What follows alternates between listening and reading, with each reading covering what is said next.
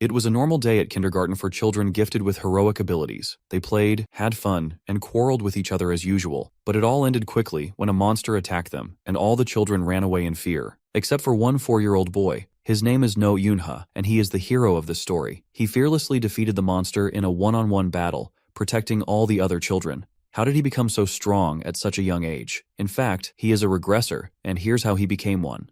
The story begins with a man who is about to become the hero of this tale. Standing in front of him is a monster that he has just slain. He is No Yunha, who is inside one of the world's 8 black dungeons, a place feared by all. No one has ever had the courage to clear this dungeon. This place is called the Abyss. As No moves forward, he sees more monsters appearing in front of him. He swings his sword and cuts down a creature. But before he can catch his breath, a snake-like monster suddenly attacks him, sinking its fangs into his arm. No quickly shakes it off, slamming it to the ground. Taking advantage of the opening, he swiftly decapitates the head, killing it instantly. Just as he thinks the danger is over, he spots another monster lurking nearby. It lunges at him, and No reacts fast, striking it with his sword. But the monster bites down on his blade, snapping it in half. With a powerful swing of its tail, it sends No flying backward. Despite the attack, No doesn't give up. He quickly pulls out another sword and strikes the monster, slashing its throat and killing it. Breathing heavily, he looks around and realizes that all of his party members have been slaughtered. Seeing their lifeless bodies, he mutters to himself that everyone is dead. But then he notices a sword lying nearby. Picking it up, he declares that even if his team is gone, he will face the dungeon boss alone. No reaches a massive door, standing at the entrance of a boss room. As he pushes it open, all he sees inside is complete darkness. He looks around, trying to make sense of the emptiness, and realizes that the Master of Darkness must be here. Just as he thinks this, the dungeon boss opens its eyes. In an instant, a hole is blown through No's stomach, and the impact throws him so far that he crashes into the farthest wall of the boss room. Despite the intense pain, No starts laughing. He realizes that this dungeon will become his grave. He mutters to himself that the boss is too powerful. For humanity, defeating the Master of Darkness is impossible. He never thought he would die in a place like this, but strangely, it doesn't feel so bad. He has made it deeper into this dungeon than anyone ever has. No one else has dared to come this far. Just then, a voice shouts his name. A girl yells at him, telling him that he cannot die here. It is Yu Jong. She rushes to him and begins healing his wounds. No looks at her in shock and asks how she is still alive. He tells her to leave immediately before it's too late. Yu Jong doesn't listen. Instead, she shouts at him to shut up, saying she is going to save him no matter what. As she continues healing him, she thinks to herself that it is a miracle he is still alive after taking such a serious hit. But then she says that if she can perform a miracle, she will be able to save him. No can no longer speak, but in his mind he accepts his fate. But he has no regrets. He dedicated his entire life to hunting monsters, and now this is where it all ends. He feels no sorrow for himself, but he worries about his partner. He is about to leave her alone in this dangerous world. He never had any deep attachment to anyone, but the thought of that girl, who has just stepped into adulthood, being left behind in this cruel world, fills him with concern. Yu Jong, in tears, screams that no matter what happens, she will save him. She knows she has many limitations. She can only turn back time for a short duration, but she is willing to pay any price to make sure he survives. Yu Jong begins to perform her miracle. A golden light fills the air, shining brightly. As soon as the miracle is complete, No opens his eyes for the first time. In front of him, he sees 2 figures. He tries to speak, but the only sounds that come out of his mouth are baby-like murmurs. Confusion fills his mind as he wonders what is happening in this place. No's father looks at him and tells him that he was the one who woke him up. But instead of looking at his father, No reaches out and grabs his mother's finger. His mother smiles and says that her child is finally holding her hand. No's father, feeling a little jealous, tells him to look at him too. But No isn't paying attention. His mind is filled with confusion.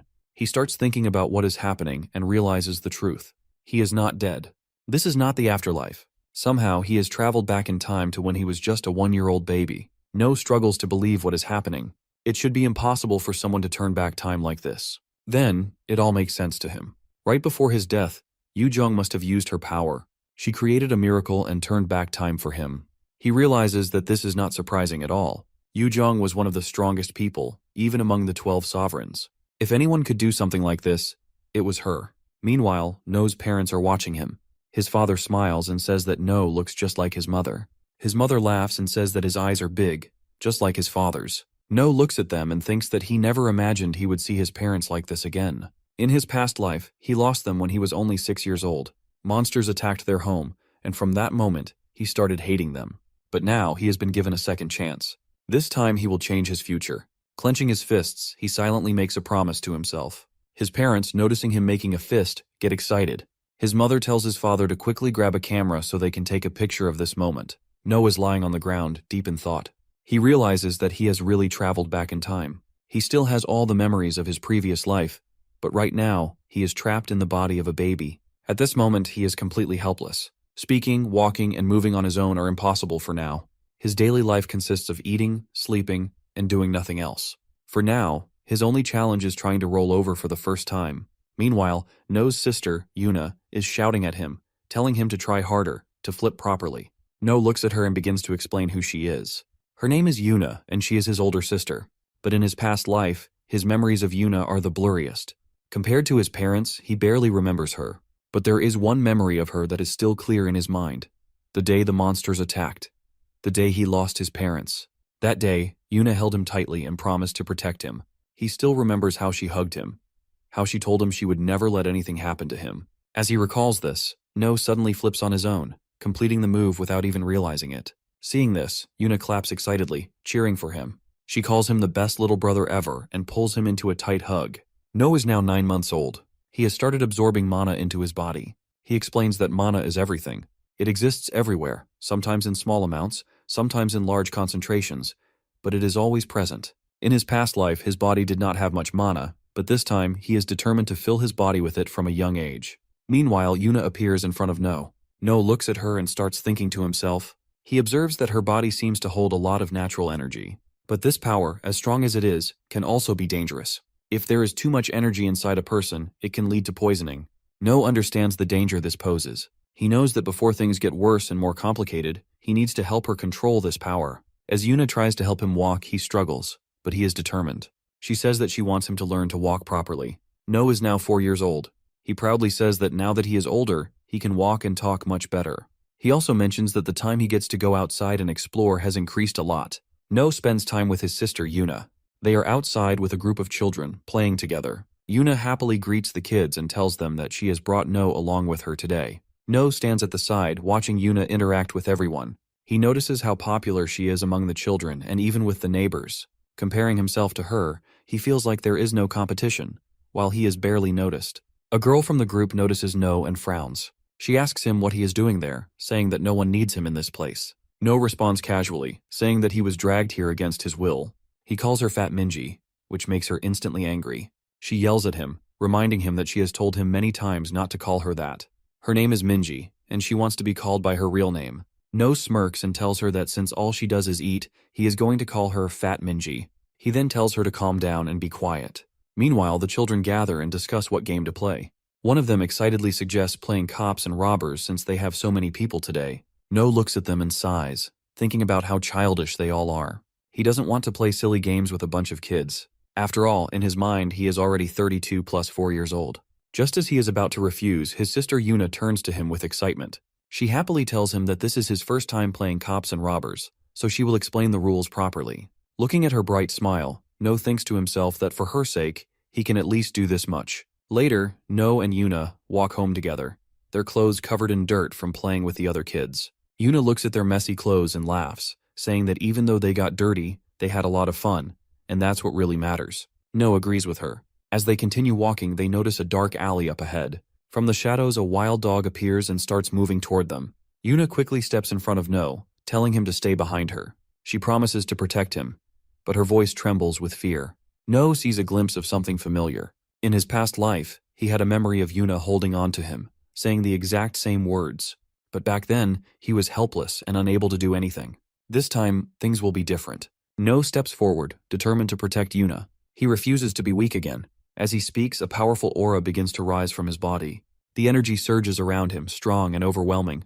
The wild dog, sensing the immense power, hesitates. Fear starts to creep into its eyes as it realizes that No is no ordinary boy. Meanwhile, No, now frustrated, firmly tells the dog to leave. As soon as the dog hears this, it actually runs away. After that, No finally stops releasing his terrifying mana. Yuna watches in surprise. She looks at No and starts to say something, but before she can finish, No tells her that she doesn't need to worry about him. He assures her that he is much stronger than he looks. Yuna, now excited, eagerly asks No if what he just did was a form of mana control. She begs him to teach her how he did it. Her eyes stay fixed on him, full of curiosity and admiration. No sighs and agrees, saying that he will teach her. Yuna becomes even happier, and No thinks to himself that he had already planned to teach her mana control later, so it doesn't really matter. With a bright smile, Yuna grabs No's hand and starts leading him home, telling him that they should go back.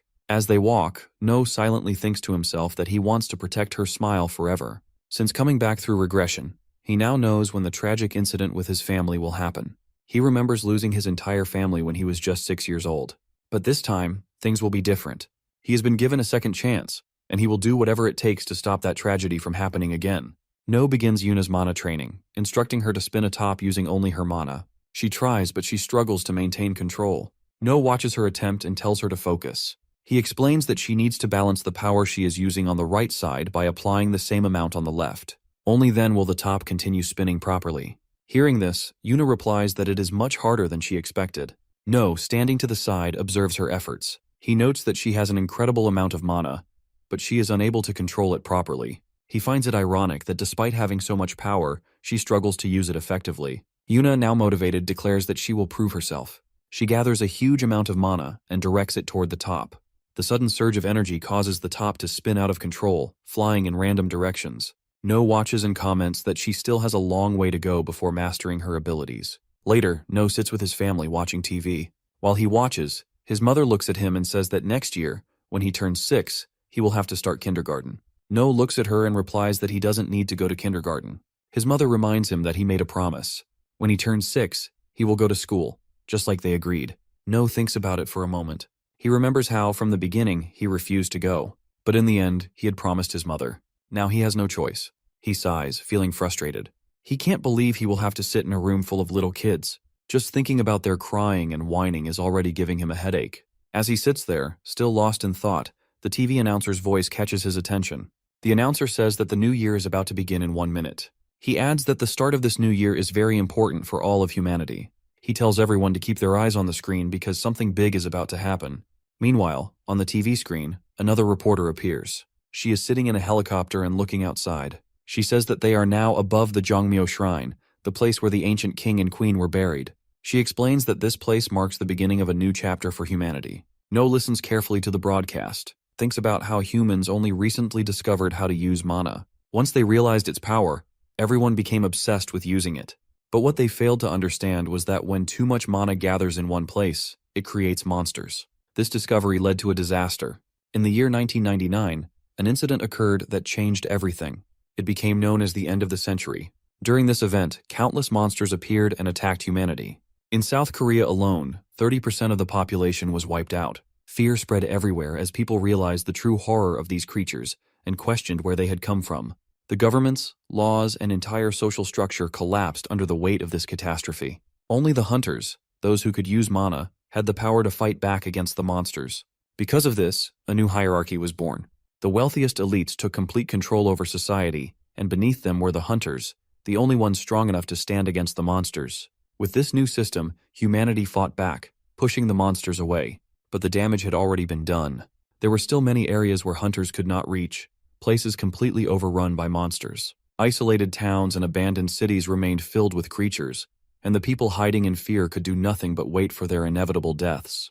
But in the middle of all this darkness, a small spark of hope began to shine. On TV, they show a beautiful woman walking on the shrine grounds. No explains that the girl is the celestial maiden Imga-ul. She was a former national actress, and she became the first celestial maiden to protect Korea. Before this, there were different kinds of divine beings, but Linga was the first to take on the title of a true goddess. The celestial maiden possesses a unique power. She can control mana, preventing it from gathering in one place and going out of control. This ability allows her to stabilize the flow of mana across the land. To protect her, 12 powerful individuals have been assigned as her guardians. These protectors are known as the 12 sovereigns. At this moment, the maiden appears on the live broadcast. She steps forward and prays to the heavens and the earth, asking for strength to protect her country. As she speaks, she activates her power. The energy spreads across Korea, balancing the mana and preventing it from concentrating in dangerous amounts. The reporter announces that the maiden has used her divine power. As the maiden's magic spreads throughout the land, the sky above turns a deep, glowing blue. Yuna decides that she wants to see what's happening outside with her own eyes. She steps out and the others follow her. Meanwhile, No and their parents stand together. pressing their hands together in prayer. Their neighbors also step out onto their balconies, joining in the prayer. Seeing this, Yuna says that she will pray too. She then asks No to pray with her, but No has different thoughts in his mind. He believes that there is no such thing as God. Since the time he was born, he has only seen destruction and suffering. He thinks that if a God ever existed, then even he must have died long ago. Yuna finishes her prayer and quietly wishes for her family to always live in peace. Seeing her sincerity, No smiles a little. He then joins his hands and decides to pray as well. He wishes that he can stay happy with his family this time. Time passes and No turns 6 years old. The terrible incident that took his family from him is now getting closer. No is now 6 years old and has come to attend his first class in kindergarten. His teacher, Tayo, greets him and asks him to introduce himself to the class. No stands in front of everyone and says his name. He tells them that he is 6 years old and that he is happy to meet them. Tayo looks at him and asks if that's all. He tells No that the other kids also want to be his friends, and he should say a little more. But No thinks to himself that he has no interest in becoming friends with these kids. Just then, a girl suddenly shouts at No. She looks at him and asks why he is in her class. No is surprised to see her. He hadn't expected Fat Minji to be in the same class as him. Hearing that name, Minji gets even angrier. She yells at No, reminding him that she has told him many times not to call her that. Tayo steps in and tells everyone to calm down. He says there is no need to fight. He then gives them all some free time until lunch break. Tayo tells No that he is free to do whatever he wants, and he can even try to make friends with the other kids if he wants.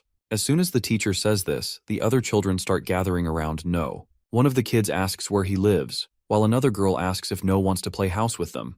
Tayo watches all of this quietly and thinks to himself that he doesn't need to worry about No. It looks like everything is going just fine, and No is getting along with the other kids. But No isn't interested in playing with the other children.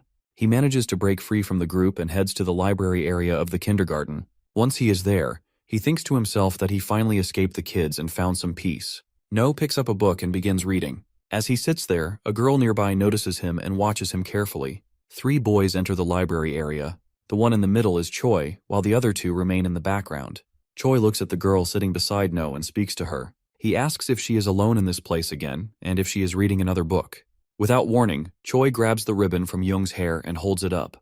He says it looks useless. Young pleads with him to return it, but Choi starts teasing her and refuses to give it back. He begins running around, holding the ribbon high while Young starts to tear up. She begs him to return it, telling him that her father gave it to her. Choi ignores her and sticks out his tongue, enjoying her distress. But then No speaks up. He says that all of this looks extremely childish. Hearing this, Choi's expression changes. Anger fills his face and he turns to No, demanding to know what he just said. No steps forward, standing face to face with Choi. He calmly repeats that all of this is just childish. Choi, now furious, throws a punch at No, but No easily dodges it. He kicks Choi's leg, making him lose balance and fall to the ground. In the process, the ribbon slips from Choi's hand and lands in No's grasp. No then turns to the girl and hands her ribbon back to her. Choi, still on the ground, looks up at No with anger. He yells that he won't let No get away with this, but No isn't even paying attention to him. He thinks to himself that he never expected to hear such words from a 6-year-old child. He simply glares back at Choi, and in that instant, Choi freezes, and without saying anything more, he quickly turns and runs away, shouting that he will deal with No next time. Young steps closer to No. She gently grabs his sleeve and softly thanks him for returning her ribbon. No looks at her, lost in thought. He recalls Minji and Choi, both of whom had slightly above average mana levels compared to regular people. However, aside from those 2, most of the children here seem to have no special abilities at all. Curious, No decides to check Young's mana level. The moment he focuses on her, he sees something surprising. From within the girl, an overwhelming flow of mana is radiating outward. His eyes widen slightly as he realizes how much mana she possesses. Young doesn't just have a lot of mana, her mana reserve is even greater than his sister's. And not only does she have such a vast amount of energy, but she also has perfect control over it. This kind of talent is not normal. Someone this gifted is almost certainly one of the 12 sovereigns. And even if she isn't one of them yet, No is sure that she could have become a disciple of one of the 12 sovereigns. No carefully observes Young, analyzing her closely. He thinks about how, despite having regressed and knowing so much about this world, he has never once heard of a girl named Young. If she truly possesses this much potential, then in the future, she could become an incredibly famous player based on her mana level alone. No looks at Young and tells her that from now on, they should be friends. Young, a little surprised, nods and shakes his hand.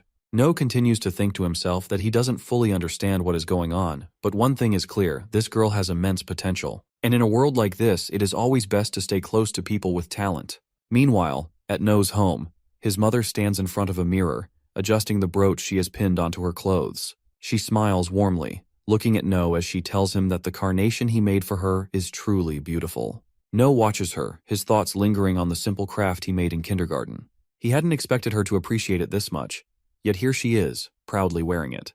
Just then, his mother turns to Yuna, complimenting her as well, telling her that she also did a wonderful job making her own carnation. No, observing it closely, thinks to himself that Yuna is not particularly skilled at making these things. And the next moment she hands him one as well, her expression bright with excitement. Their mother watches the exchange and then, with a playful smile, turns to No. She mentions that she had seen him make an extra carnation earlier and asks if he had made it for Yuna. No responds that it was actually meant for Grandma. As he stands there, memories from his past life begin to surface. He had lost his entire family. He had no parents, yet in school every year he was still required to make a carnation. Whenever he brought it home, his grandmother would always check, and then the flower would be placed on top of the shoe cabinet as decoration. Year after year this routine continued. But despite making one every time, he never once had the courage to give the carnation directly to his grandmother. Back then, he had always felt that if he handed it to her himself, he would somehow lose his burning desire to kill the monsters, the very creatures responsible for his family's death. He had feared that by doing so, his anger would fade away. He had held back until the day she passed away. But this time, he was determined not to make the same mistake. No recalls how the Celestial Maiden's government had once constructed a road leading into a previously restricted area. This road was meant to connect the normal world with the restricted zone, allowing ordinary citizens a chance to enter. Since it was a newly opened path, a significant number of hunters had been placed on standby to ensure security in case of any emergencies. However, on the very day the road was officially opened, something no one had anticipated occurred. A kraken monster suddenly emerged without warning. It had appeared out of nowhere, and due to its sheer power and size, many people lost their lives in an instant. Among the casualties was No's own family as they were on the way to meet with Grandma. His father's voice brings him back to reality. He announces that the vacation is approaching and asks if they would like to visit their grandmother. No, after hearing his father's words, thinks to himself that the day he had been waiting for has finally arrived. No is resolute that nothing can change his decision. His family cannot go to see his grandmother. He begins explaining, sharing a deeper truth about his father's side of the family. No's grandmother is from his mother's side. His father had been an orphan, and No's maternal grandma had been the one to take care of him. No had felt lost and broken, but his grandmother had cared for him, offering him love and support until her very last breath. As No reflects on all this, his father interrupts, saying that the road leading to No's grandmother's home had been dangerous in the past, but now, a safer route has been built and is being protected. According to him, everything should be fine if they decide to go there, and no harm will come to them. No tells his parents that they cannot visit his grandmother. His mother, noticing his unusual tone, approaches him and asks why he's saying this. She questions whether he no longer wants to visit his grandmother, reminding him that he even made a carnation for her. No, realizing he needs to come up with an excuse, tells his mother that he does want to visit her, just not today. He thinks to himself that being a child, he needs to come up with a valid excuse, so his parents don't become suspicious. No then brings up Children's Day, which is coming up soon. He tells his parents that he's been wanting to go to the amusement park for a long time, especially to ride the roller coaster. Hearing this, Yuna, standing nearby, chimes in that she also wants to visit the amusement park. No's father, acknowledging the children's request, says that both Yuna and No have never been to an amusement park. No's mother explains that they usually don't travel far because of the threats nearby. No's father then agrees to take the family to the amusement park the next day. His mother assures him that she will pack a nice lunch. Yuna chimes in, asking for sandwiches and chicken nuggets. No is still feeling relieved yet conflicted. He can't stop the Kraken's appearance, but at least he can keep his parents away from the danger. If they stay away, maybe things can still be changed. Just then, No's mother receives a phone call, and upon answering, her face shows shock. She speaks hurriedly, assuring the caller that she'll take care of her mother. No's father, noticing her reaction, asks if something's wrong. She responds that her own mother has suddenly collapsed. Hearing this, No wonders how this could have happened. His grandmother had always been in good health. Everything had been fine until he left for the Player Academy. No's mother insists that while she doesn't believe her own mother's condition is too serious, she still feels the need to go see her. His father agrees to accompany her. He reassures her, saying he's just as worried about her mother's health and will go with her. However, No's mother is concerned about the children. No's father suggests they can't take the children to the theme park in such a situation.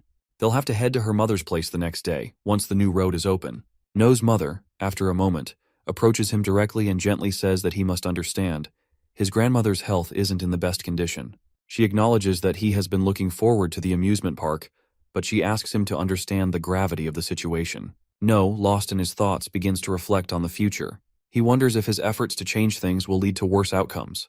His grandmother has already suffered because of his attempt to change the past. If he tries again to manipulate the future, it could make things even worse. He knows he can't stop the Kraken from meeting his family, and he feels helpless. In a moment of frustration, No pulls himself together. This time, he reminds himself, things are different. This time, the difference lies in him. He has started absorbing the power to change his fate from a very young age, and his capacity has grown beyond what it was before. He has experience now, something he didn't have before, and with that experience, he knows how to fight the monsters that are to come. No, having made up his mind, tells his mother that he understands and will go to see their grandmother. He also reassures himself that if he can't stop his family from encountering the Kraken, then he will face the creature himself. As he reflects, No begins to explain the threat levels of monsters, as classified by the Player Association. Monsters are ranked on a scale from 9 to 1, with the most dangerous falling into the first rank. Each rank represents an increase in danger and complexity. The Kraken is a third-rank monster, powerful, but still a couple tiers below the most dangerous beings. The Tier 1 monster is the one responsible for No's death in the past, a force of destruction that holds immense power. No's readiness for the fight against the Kraken grows stronger as he prepares himself mentally. He knows that while the Kraken is a third-rank monster, it was downgraded due to the increase in power among hunters. However, at present, the situation is very different. The hunters assigned to guard the road are of E to C rank, and they won't be able to stand against the Kraken. No can't simply expect to defeat the Kraken completely, so his goal becomes clear. He has to hold the Kraken off long enough to delay its path until one of the 12 sovereigns arrives, someone powerful enough to destroy the Kraken directly. No prepares 2 weapons for himself, a scissor and a box cutter. As he looks at them, he realizes that these are the only tools he can carry without arousing suspicion. He briefly considers taking a kitchen knife, but dismisses the idea. If it disappeared, his mother would surely start questioning him. These smaller weapons, though, could still cause some damage if coated with mana. Just then, Yuna enters, saying that it's time to go. No quickly responds, confirming that he's ready. Soon, No finds himself sitting in the car. His mother gently tells him to take it easy and rest. Yuna is asleep, but No is wide awake, lost in his thoughts. He wonders why the Kraken hasn't shown itself yet. He wonders if the future has changed, and maybe the Kraken won't appear here after all. He prays silently, hoping they can just get across the bridge without encountering it. Suddenly, chaos erupts as the bridge breaks apart, and rocks and debris start falling, crushing cars beneath them. It's in this moment, amidst the destruction, that No finally sees it. The massive creature emerges, its terrifying form looming before them. As the Kraken's massive tentacles lash out, it begins to slaughter anyone in its path. The people who were on the other side of the bridge are running for their lives, desperate to escape the creature's wrath. But then, the hunters, who had been on standby at the site, appear. These hunters rush in, intending to protect the civilians. However, their efforts are in vain. The Kraken, with a single swipe of its tentacle, smashes the player leader, killing him instantly. The sight of their leader falling sends the remaining hunters into a panic. They turn and flee in fear, abandoning their posts. The civilians, seeing this, are outraged. They shout at the fleeing hunters, calling them cowards for running when they were supposed to protect them. No's father looks at the devastation around them. He turns to his children, urging them to leave the area as quickly as possible. He tells them that if they remain calm and stick together, they can make it out safely. He reassures them to trust him and follow his lead. No begins to grasp his father's intentions. His mother, sensing the urgency, quickly speaks up. She tells the children that they need to listen to their father. They must leave the car in the area immediately if they want to survive. No's family quickly exits the car. However, Yuna struggles to stand, her legs trembling uncontrollably. She speaks up, wondering why her legs are shaking so badly, as she desperately wants to walk. Her father, noticing her fear, immediately steps forward and lifts her onto his shoulder. Seeing this, No's father turns to him and asks if he can walk without trouble. No reassures him that he's fine, ready to move forward. Meanwhile, one of the hunters running ahead of them calls out, urging them to follow quickly. No, along with his family, follows the player. As he moves, his mind races. He realizes the hunters must have seen the true nature of the monster they're facing, a rank 3 Kraken. The hunters are clearly aware that they stand no chance against such a creature. Their main goal is to get everyone out of this place safely, away from the impending danger. No quickly points out that the real problem isn't just the Kraken. As his family is following the player's directions to escape, they witness the player being hit by a spear that pierces through his body, sending him flying. No then notices new monsters arriving, rank 7 diver monsters climbing the bridge. He identifies them immediately. The divers waste no time and one of them attacks a player, biting them in half. More monsters follow, attacking everyone in sight, including the hunters. The civilians and hunters scatter in all directions, trying to survive the sudden onslaught. One player calls out for healing magic after a girl gets injured, but before anyone can act, a diver throws a spear which pierces the healer. More divers swarm the area, tearing into the hunters and civilians, leaving nothing but destruction in their wake. No's father, determined to get his family to safety, reassures his children, telling them to trust him and follow his lead. He emphasizes that they must not look back, no matter what. He picks up Yuna and with the rest of the family runs as fast as they can to the other side of the bridge. But as they rush forward, the Kraken uses its tentacles to grab several cars, hurling them into the air. The cars crash down, blocking their main escape route. No notices this and urgently warns his father, but they're forced to stop. Suddenly, a massive explosion erupts in front of them as the cars detonate, completely blocking the road. Two hunters nearby shout at each other, frustrated, realizing their backup hasn't arrived yet. One of them asks where their reinforcements are, while the other responds that it's too late for that. They now have to face the monsters on their own until backup can get there, if it ever does. No, overhearing the chaos around him, starts reflecting on the last time he experienced something like this. He recalls how it took the 12 sovereigns 30 minutes to arrive the last time. The hunters here aren't as powerful, but they're managing to handle the monsters for now. However, he knows if they can't contain the Kraken, if it's not dealt with soon, they'll be doomed. No pulls himself together. He tells himself that he's prepared for this, that he's ready for the possibility of everything going wrong. He's determined to protect his family, even if it means risking his own life. Reaching into his bag, he pulls out the scissors and cutter. Turning to his parents, he warns them to stay put, not to move until backup arrives. No's father, still unable to comprehend the situation, listens as No calmly explains that the hunters can protect them for now. No's mind is already racing through worst-case scenarios, knowing that he must leave Yuna behind to face the monsters if things go south. He reassures his father that Yuna can handle herself if it comes to that. Without wasting another moment, No begins running towards the Kraken, activating his Heavenly Steps technique. The technique boosts his speed drastically, but as he pushes forward, No begins to feel the strain on his body. He recalls using this technique in his past life with ease, but now, in this smaller body, it's much harder to maintain. Despite the strain, No's determination keeps him going. He knows he's not built for this, but he's prepared to push his limits to reach the Kraken. No moves quickly toward the Kraken, despite warnings from the people around him telling him to stay away from the dangerous area. As he advances, several diver monsters appear in his path. No takes out his cutter now coated with magic, slashing at the first diver's throat, killing it instantly. Another diver lunges at him, but he kicks it back, then swiftly cuts its throat as well. A third diver charges him, but he slashes it down just as quickly. However, a fourth one manages to land a kick, sending No stumbling back, though he remains determined.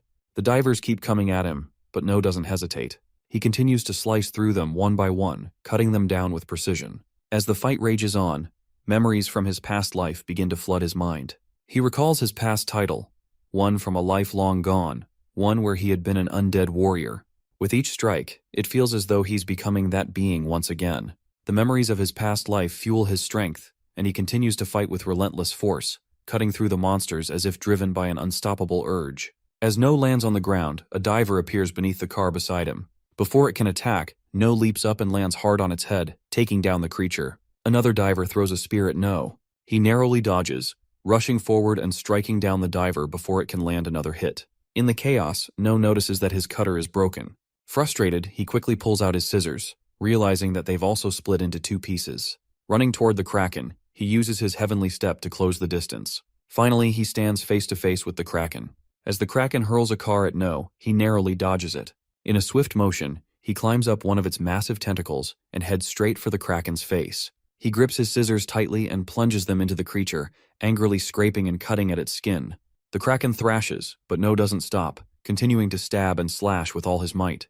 In response, the Kraken raises another tentacle, aiming to crush No, but he dodges just in time, landing safely on the ground. As he looks at his scissors, he notices that one of the blades is partially broken. Still, he checks the other part and mutters to himself that it will have to do for now.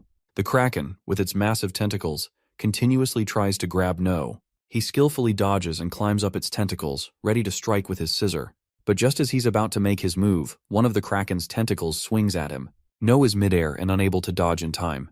The tentacle strikes, sending him crashing a distance away. Despite the blow, No doesn't give up.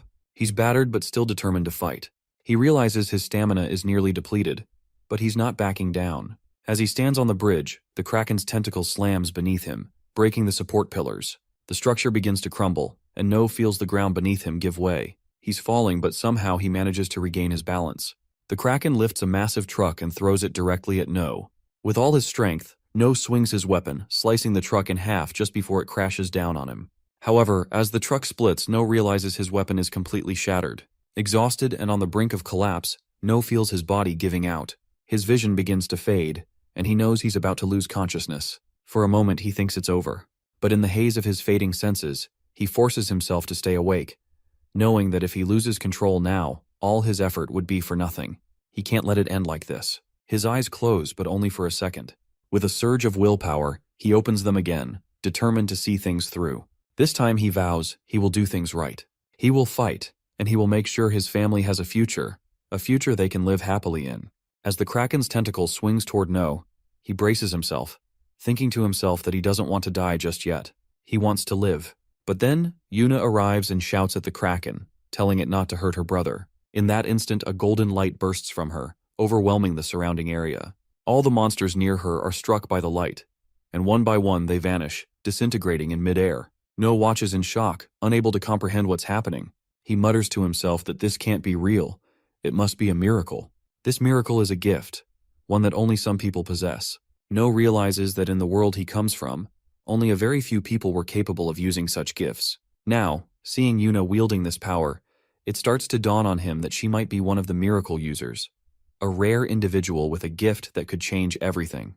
A golden light surrounds Yuna as she speaks to No, reassuring him that everything will be okay. No, looking at his hands, notices that his injuries have completely healed. The golden light is not just healing him, but protecting them from the monster. However, he remembers something important. The miracle they're experiencing comes with a significant price, a price that is always steep.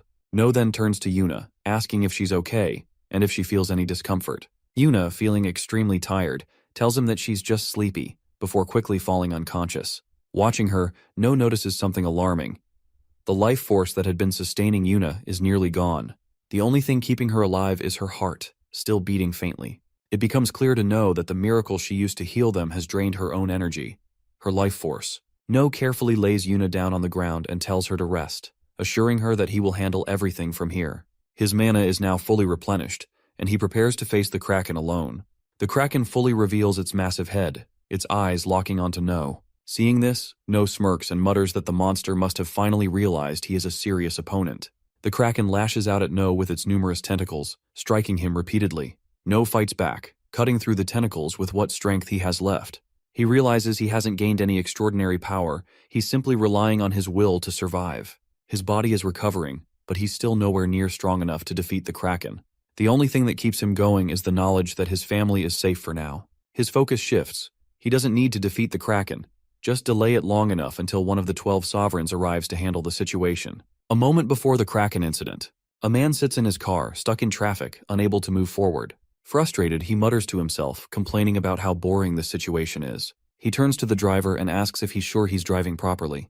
The driver responds, explaining that the traffic jam is due to the new bridge being open and everyone is heading toward it. The man, still irritated, comments that he should have quit his job with the 12 sovereigns. He joined the group to fight stronger opponents, not to protect ordinary people. He never signed up to shield civilians from danger. At that moment, the car driver and the red-haired man suddenly sense a strange presence nearby. Almost immediately, the red-haired man's phone starts ringing. When he answers, the person on the other end tells him that he must have already felt it by now. Without wasting time, the man directly asks what rank the creature is.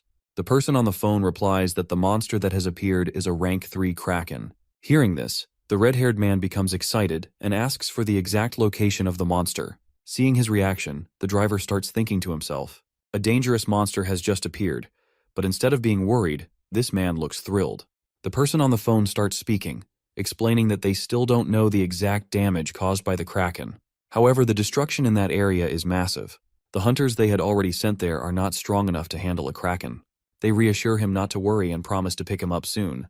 Meanwhile, the man steps out of his car and stretches his legs. He looks toward the destination where the monster has appeared and decides to run there himself. The man pulls out a sword from the car. Seeing this, the driver questions him, asking if he really plans to go on foot. He reminds him that the place is 2 hours away from here. But the man confidently responds that he only needs 30 minutes.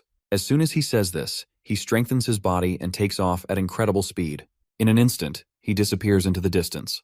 The driver watches in shock and then smirks, saying that this is exactly what he expected from the clan lord. He notes that their leader is always eager to fight against powerful opponents. This man is none other than Flame Demon, Kang, the leader of the Blaze clan. Kang has been running for 30 minutes straight, and finally he reaches the place where the Kraken is. Along the way, he kills the monsters that come in his path. But then he notices something, the use of Yuna's miracle. Seeing such a powerful mana presence, he immediately realizes that no ordinary player in this area could have cast it. This means there is someone new here, someone powerful. Meanwhile, No is standing before the Kraken. But before the monster can strike, Kang arrives just in time and slices off one of the Kraken's tentacles. No sees him and instantly recognizes him as Flame Demon Kang, one of the 12 sovereigns. The Kraken, now injured, quickly dives into the water to extinguish the flames on its body. No explains that Kang's gift is flame manifestation, which allows him to control fire. That is why he is called the Flame Demon.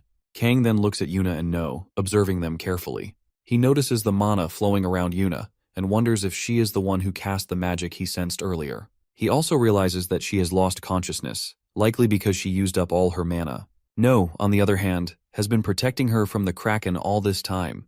Kang thinks to himself that these two kids are incredibly strong. He feels excited, wondering just how much they will grow as hunters in the future. Then he speaks to No, telling him not to be so afraid. He has no intention of fighting them, at least not right now. He is here for only one reason, to kill the Kraken. He tells the children to stay back because the Kraken is about to rise from the water again. No was already familiar with Kang before his regression.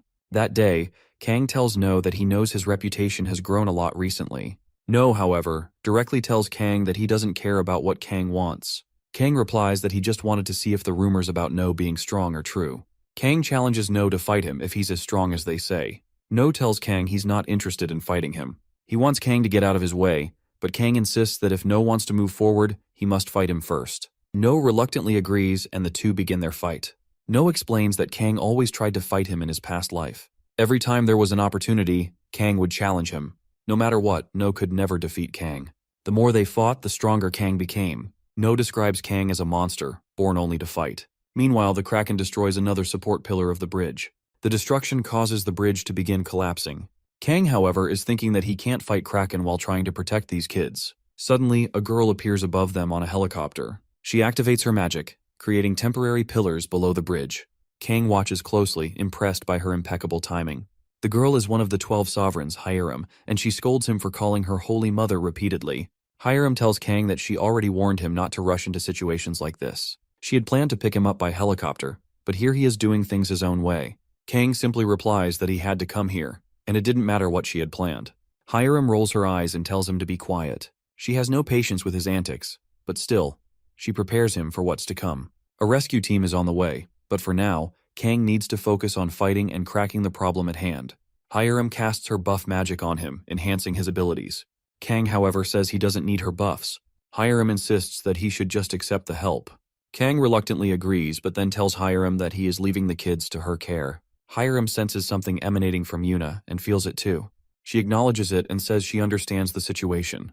The Kraken rises from the water. Kang, observing this, steps forward and dives straight into the water. He focuses and uses his power more effectively. His entire body is engulfed in flames. The Kraken lashes out with its massive tentacles, striking from every direction, but Kang just smirks. The tentacles burn upon contact with his flames, unable to touch him. Kang looks at the beast, silently mocking its weakness. He unsheathes his sword, and with a single slash, sends a powerful wave of fire toward the Kraken. The intense fire attack scorches the creature, causing it to scream in agony as its body catches fire. Kang activates his full power, the flames intensifying even further. With one final swift swing of his sword, the Kraken is defeated. As the creature burns, Kang deactivates his ability, watching the monster fall into defeat. No, standing nearby, watches in awe. He is ecstatic, finally witnessing the Kraken's downfall. Hiram arrives and tells the group not to worry. She's ready to use her healing magic on both of them. But as she approaches, she notices that neither of them is actually injured. There's no sign of any wounds. Hiram starts to think, realizing that the magic she witnessed before had already healed their injuries. She didn't expect to witness such a miracle. Feeling a bit excited, she starts to reach out to Yuna with her hand. But before she can do anything, No steps in and tells her not to touch his sister. Hiram is shocked by No's response. She can sense the killing intent behind his words, and despite him being so young, the intensity of his aura catches her off guard. She wonders how such a small child can radiate such dangerous energy. Just then, rescue helicopters arrive. Hiram quickly realizes that the situation is under control now. She nods and says that since the rescue team is here, they can take them to the hospital. At the hospital, news is playing on the TV, showing updates about the recent incident. The news report announces that the Kraken has been defeated. The rescue operation is in progress, and everything seems to be under control. No is watching the news. He looks over at Yuna, who is lying in bed. He knows that the exhaustion she's feeling is because she has used up all the mana in her body. If she could get a mana potion, she would recover, but right now, it's too late for that. No feels a sense of relief, knowing that at least no one has died in the incident. He's glad that everything is over, but as he looks around, his gaze falls on his parents. They arrive at the hospital, looking extremely worried. They are staring at No, clearly distressed by the situation. No, seeing their faces, feels a sense of dread. He knows that this might be the end for him. His mother gently asks if he's hurt anywhere, but No quickly denies it. His father then asks about Yuna, and No informs them that Yuna is sleeping because of mana deficiency. No explains that the potion is helping her recover. Hearing this, his father seems a bit relieved. But then, No's father shifts his focus and asks why No ran off like that, why he didn't listen. No feels a knot in his stomach, but he simply says sorry. As he lies there, he starts thinking about the situation. He's not sorry for the choices he made. His family has survived, and that's what matters the most. No looks at his parents, who are clearly upset and angry. Seeing their worried expressions, he begins to reflect on his situation. He realizes they aren't concerned about his actions or the outcome. They're simply asking why he put himself in such danger. The thought of losing someone close to him, someone like family, fills him with dread. But he understands that his parents' concern is genuine. They care deeply, and he hadn't given enough thought to their feelings before. With a heavy heart, No starts to cry and tells them that he was wrong. He admits his mistake and promises he won't do it again. Seeing him like this, his mother pulls him into a tight embrace, her arms comforting him. His father joins in, holding both of them close. They tell him not to make the same mistakes again. They remind him just how much they care and how worried they were for him. No listens quietly, feeling a sense of calm wash over him. The following day in the hospital, No's parents talk about the discharge process. They tell him that they are going to take care of all the formalities at the hospital and settle everything. No agrees to stay with Yuna. He thinks about how his parents' trust in him has completely shattered. As he sits there, lost in his thoughts, a chocolate bar catches his attention.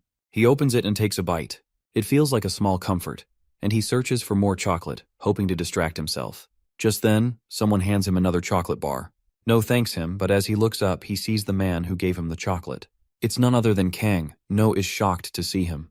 Kang is unwrapping the chocolate and casually asks No if he doesn't like the chocolate cookies. He then hands it directly to No. As No takes it, he starts wondering if Kang is really dying, or if he's just completely crazy. He quickly decides that Kang has probably been crazy from the start. Kang then asks No how old he is. No answers, saying he's 6 years old and that his sister is 10. Kang, curious, asks for No's name. No tells him his name, and Kang reacts with a hint of surprise. Kang then asks if No would be interested in joining an academy. He offers to recommend him. No starts to think. He wonders if Kang wants him to join the academy to train him as a player, and when he gets older, perhaps fight against him. He starts to wonder if Kang is looking for a strong opponent after running out of challenges. Kang decides to leave the room. Before he exits, he tells No that he is still young and has plenty of time to think about everything. He assures No that he will remember his name. With that, Kang walks out of the room. Outside, Hiram is waiting. She approaches him and starts speaking. She asks if Kang is really just going to leave like this. She tells him that the event that happened on the bridge was a miracle. She adds that such a miracle has never occurred in Korea before. Kang, however, doesn't care about miracles. He firmly states that it doesn't matter if it was a miracle or not. What matters to him is whether the person is strong or not. Hiram, frustrated, shouts at him angrily, calling him an idiot. Kang replies that he's not an idiot and actually, he is more powerful than her. He reminds her that she has become one of the 12 sovereigns, so she should be careful about how she speaks. Kang warns her that if this event is reported, it will attract attention from all over the world. He tells Hiram that if that happens, Yuna's normal life will be ruined, and she will never live in peace again. Hiram knows that she doesn't want that to happen to her. Hiram is left speechless by Kang's words. Kang, seeing her reaction, tells her that if she understands, she should stay away from this matter. He then suggests they head to a nearby cafe to get something sweet to eat. Hiram, surprised by his request for something sweet, looks at him in disbelief. She can't help but ask if he's gone mad. The day after the Kraken incident, No and his family arrive at their grandmother's house. As they pull into the driveway, No's grandmother sees the kids sleeping in the car. She notices how exhausted the children are. Later that night, No wakes up and finds his sister lying on top of him, still asleep. He carefully moves her off and notices his mother and father in a similar position, with his mother resting on his father. Watching this, he wonders if his mother has always had this odd sleeping habit, and his sister also got it from her. After adjusting his sister, No wraps her in a blanket and quietly exits the room. He steps out and starts thinking about everything. He's sitting outside and reflects how much his mana has increased. He wonders if this strange new ability is some kind of gift he has gained. No begins to remember his past life. He recalls the gift he had was called Berserker. This gift allowed him to increase his physical abilities and magical power the more mana he consumed. However, it also came with a drawback. As he used more mana, he would slowly lose his sanity. The last time No consumed all of his mana, he did not lose his sanity. He realizes that if there had been no penalty attached to the gift, it would have been a truly powerful ability. But he also understands that the true nature of his gift remains a mystery. As he reflects on this, his grandmother appears in front of him. She asks what he has been doing awake at this hour. No tells her that he slept a lot in the car earlier. His grandmother, wrapping a shawl around him, reminds him that if he wants to grow into a better adult, he needs to sleep more. No thinks to himself that his grandmother has always been there for him, guiding him through his thoughts. He then asks her why she isn't sleeping. She replies that it's because he isn't sleeping. Just then, his mother enters the room with a cup of warm milk. No starts drinking it, grateful for the care. While No drinks, his mother talks to his grandmother, telling her how surprised she was the last time she received the call. His mother then explains that she was worried, but his mother is also relieved that she is doing better now. His grandma mentions her neighbor, who is always causing drama, but still reassures her that everything will be okay. No thinks about how his grandmother slipped on the stairs, but she still says that she didn't get seriously injured. She tells him that she's a little distracted, but assures him she's fine. She begins to explain that she felt like she saw No's grandfather, who was waving his hands, trying to stop her from coming upstairs. No ponders over this strange dream his grandmother describes, wondering if it might be some kind of warning. Meanwhile, his mother continues talking to Grandma. No, still deep in thought, sips his milk quietly. After a moment, No's mother asks him what he wants to do when he grows up. As No hears his mother's question, a dark shadow seems to loom over him. His past life memories flood his mind, the countless monsters he had fought, the battles he had won. He remembers all of it vividly, but it doesn't bring him peace. Instead, it leaves him feeling confused and lost. His mother notices his distant expression and asks him what's wrong. No quickly brushes it off, telling her it's nothing. He admits that he doesn't know what lies ahead. His grandmother, sensing his uncertainty, tries to comfort him. She tells him that he's still young and has plenty of time ahead. She encourages him to experience life fully, make friends, fight for what he believes in, study, and play. She reminds him that he has the chance to discover everything on his own, and even if he doesn't have all the answers now, that's okay. Life will guide him, and he should live it to the fullest until he finds his path. No's mother, hearing her own mother's words, agrees. She hugs No, assuring him that his time is in his hands. She believes in him completely. She tells him that his name, No Yun Ha, comes from the universe itself, and with that name, he has endless potential. Whatever he wants to do, he can do it. She will always support him no matter what. His grandmother, nodding in agreement, adds that she too will always stand by him. Yuna arrives and mentions that she wants some milk too. No remembers something and quickly hands over the carnation he had made in class to his grandmother. She smiles, thanking him, and tells him she'll proudly display it on top of the shoe shelf, showing it off to everyone. No feels a sense of warmth knowing he's created something meaningful for her. As he watches his grandmother, No reflects on the wonderful memories he's about to make in this life. He feels grateful for having such a supportive family. His grandmother's happiness fills him with contentment as he silently thanks her for all the love she's given him. A few days later, No's parents share some exciting news with him. They're going to have another child. No's mother explains that they'll soon be welcoming a new sibling into the family. Yuna, overhearing the conversation, is thrilled at the news and eagerly talks about how excited she is to have another sibling. No's mother notices that he seems unusually quiet and approaches him, asking if something's wrong. No, however, is overwhelmed with happiness. He smiles through tears and thanks her. He tells her that this moment is the best thing that has ever happened to him. Hearing this, his father chuckles and teasingly says that if others saw No like this, they'd think No is the real father. A year later, No is now 7 years old, and he is playing in kindergarten, surrounded by a few girls. Their laughter fills the air as No is stuck pretending to be a dog while the girls come and pet him. No starts to get annoyed but tries to go with it and stay calm. Among the girls, there's Minji, who stands away from others. She taunts him, asking why others are calling him cute. She even says they should get rid of it. Hearing this, No's anger starts to rise. He knows that Minji always tries to provoke him. Her attitude irritates him, and he stares at her with growing frustration. Minji, sensing his irritation, taunts him further, asking if he wants her to tell the teacher what he's been doing. No, trying to keep calm, lets out a low growl. He remembers the last time he was at kindergarten. He had gone to the corner of the room to rest, and his teacher had seen him.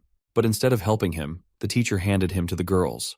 As the game of house continues, a girl playfully approaches them, acting as the dad back from work. As the other girls rush to her, No takes the opportunity and walks away. No steps outside and spots Young. No approaches her, curious about what she's doing. He asks her directly, and Young mentions that she's been obsessing over Sherlock Holmes for some time now.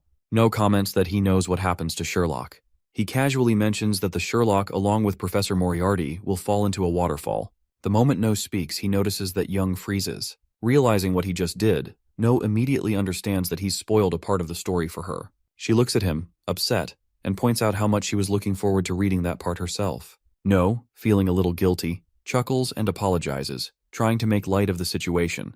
He then reassures her that in the next book, Sherlock Holmes comes back to life, trying to fix what he's done. But it makes the situation even worse. Young looks upset, and her eyes fill with tears. She tells him that he's really messed things up for her. No, now feeling genuinely bad, apologizes again. And then he awkwardly walks away, leaving Young sitting there. No walks into another class where several kids are gathered, playing pretend sword fights. Among them, Choi has just defeated one of the other kids. Choi notices No approaching and smirks, stating that he was waiting for No to show up. He wants to know who the strongest in their class really is. The kids around them begin to murmur, speculating about the upcoming fight. They're curious to see whether Choi or No will emerge as the strongest. Choi, with his sword pointed at No, declares that this area is meant for people like them, and that No won't stand a chance today. He challenges No to pick up his sword and face him. Choi's sword is raised high, and he assures the crowd that he'll defeat No with a single strike. From the back, someone suggests No will be defeated easily, and another adds that the fight will show who the real strongest is. A few girls in the crowd are particularly loud, and No hears them. Among them is Minji, who catches No's attention. Minji yells at No, telling him to die. No realizes that she has always been this type of person. He looks at Young, wondering if she might cheer for him. But then he remembers how he had spoiled her story earlier. As a result, Young yells out, expressing her hatred for him. No picks up his toy sword, reflecting on how, in this world, he is always alone. Choi charges at No quickly. However, No swings his sword once, knocking Choi's weapon out of his hand. In the blink of an eye, No strikes Choi in the stomach, sending him to his knees. Choi, now on the ground, admits defeat, saying that if only he could use his sealed powers, he would have been able to win.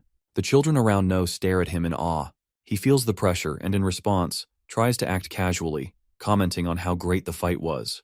The other kids start to shout in excitement, impressed by No's performance. One of them pulls No aside, saying that he is the one who can pull the legendary Excalibur out. Soon they arrive at the spot where the Excalibur is kept. To No, it looks like just another toy. He wonders whether he should pull it out and what might happen if he does. He grabs the sword and pulls it free. Immediately, the kids around him cheer loudly, celebrating his victory. Meanwhile, near a bench, a bloody mobile phone lies on the ground, its screen showing a news report. The headline reads that Rank 7 goblins have appeared, and that the knights are engaged in frontline battles with them. However, the report also mentions that 2 goblins have already escaped. There is a high likelihood that more goblins are hiding in residential areas, and the public is urged to report anything unusual immediately. The children are now playing freeze tag. Meanwhile, No sits off to the side, watching them. He feels exhausted and is on the verge of giving up, but the other kids show no signs of slowing down. No watches as they continue to play, thinking to himself that he is so tired, he might just pass out. Despite his fatigue, he realizes that with every opportunity he gets, he should continue to store as much mana as he can. His thoughts drift to the future, to a world where mana will play a big role. He believes that the more energy he accumulates, the stronger he will become. After the recent events, he knows that there is now more room within him to store this power. No continues to gather more energy. Eventually, the other children call out to him, asking if he is done resting and if he will join them in the game. Their teacher appears, bringing ice cream for the kids. The children excitedly rush to choose their flavors, talking about which one they want as they gather around. No grabs his ice cream and notices that Minji grabbed the exact same one. Both of them start tugging at the ice cream, insisting that the other should let go. No tells Minji that it's his ice cream, while Minji argues that she grabbed it first. They continue bickering in front of their teacher, who, frustrated with their fight, takes the ice cream from them. The teacher scolds them, telling them that they shouldn't fight over their ice cream with friends. Then, the teacher splits the ice cream in half and suggests that they should share it instead. No and Minji, still not quite happy about the situation, decide to play rock, paper, scissors to settle the matter. No declares that the winner will take all, but their teacher intervenes again, reminding them that they should share instead. Both No and Minji agree reluctantly. Just then, Young walks over, asking the teacher where Choi is. The teacher admits that he does not know for sure but suggests that Choi might be in the garden. Minji chimes in, explaining that Choi is probably there, swinging his sword around as usual. Minji turns to Young and asks why she wants to take Choi's ice cream to him.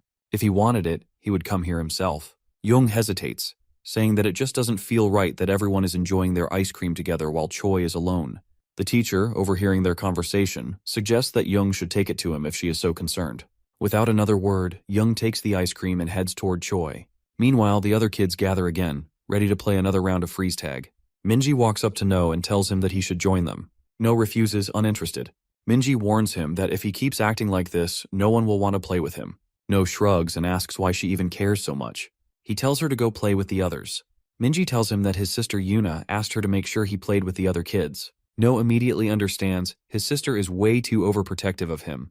The game begins, and the kids play rock, paper, scissors to decide who will be it. No ends up being chosen as the one who has to tag the others. He immediately targets Minji first, running toward her, but Minji freezes in place before he can touch her. Not giving up, No quickly tags another kid instead. Just as Minji unfreezes, he manages to dodge her and slips past while tagging her. Minji is furious, realizing that No has outsmarted her. With anger building up, she decides to go after him first. She charges him, but just as she's about to catch him, No feels something and stops. Standing still, he seems lost in thought. Minji, confused by his sudden pause, asks him why he's standing there, but No doesn't respond. Instead, his mind is focused on the strange feeling. At that moment, the door bursts open and the rank 7 goblin monster appears in front of them. It quickly advances, attacking one of the girls. Before the goblin can strike, No acts swiftly. He uses his mana beam ability to disarm the goblin, knocking the axe out of its hand. The goblin, now fully enraged, shifts its attention to No and begins to charge at him, swinging its axe wildly. No, with quick reflexes, dodges each strike. His mind races, considering his options. He notices the ice cream stick still clutched in its hand and realizes he could use it as a medium to channel his power, taking down the goblin in an instant. But just as he prepares to act, the teachers arrive on the scene. One of them uses a broom to knock the other goblin down, temporarily stopping its advance. The teacher instructs No to stay put, then throws the broom aside and takes down the remaining goblin with a single strike. With the immediate threat neutralized, the teachers rush to grab No and the girl, pulling them toward the classroom. As they hurry away, the two goblins are not far behind, still pursuing them. The goblin leaps forward, aiming to strike them down, but No reacts instantly. He channels his mana beam, blasting the creature back before it can reach them. Without wasting a second, the teacher pulls No and the girl inside the classroom, slamming the door behind them. Exhausted and breathing heavily, they take a moment to recover from the chaos outside. Tayo, the teacher, turns to the kindergarten director and asks about the other children. The director reassures him, explaining that most of the kids have already been evacuated. The goblins likely entered the area due to the earlier incident, drawn by the commotion. No scans the room, searching for familiar faces. The director informs them that a report has been sent, and now all they can do is wait for the hunters to arrive. Just then, Minji bursts into the room and yells out that she can't find Young or Choi anywhere.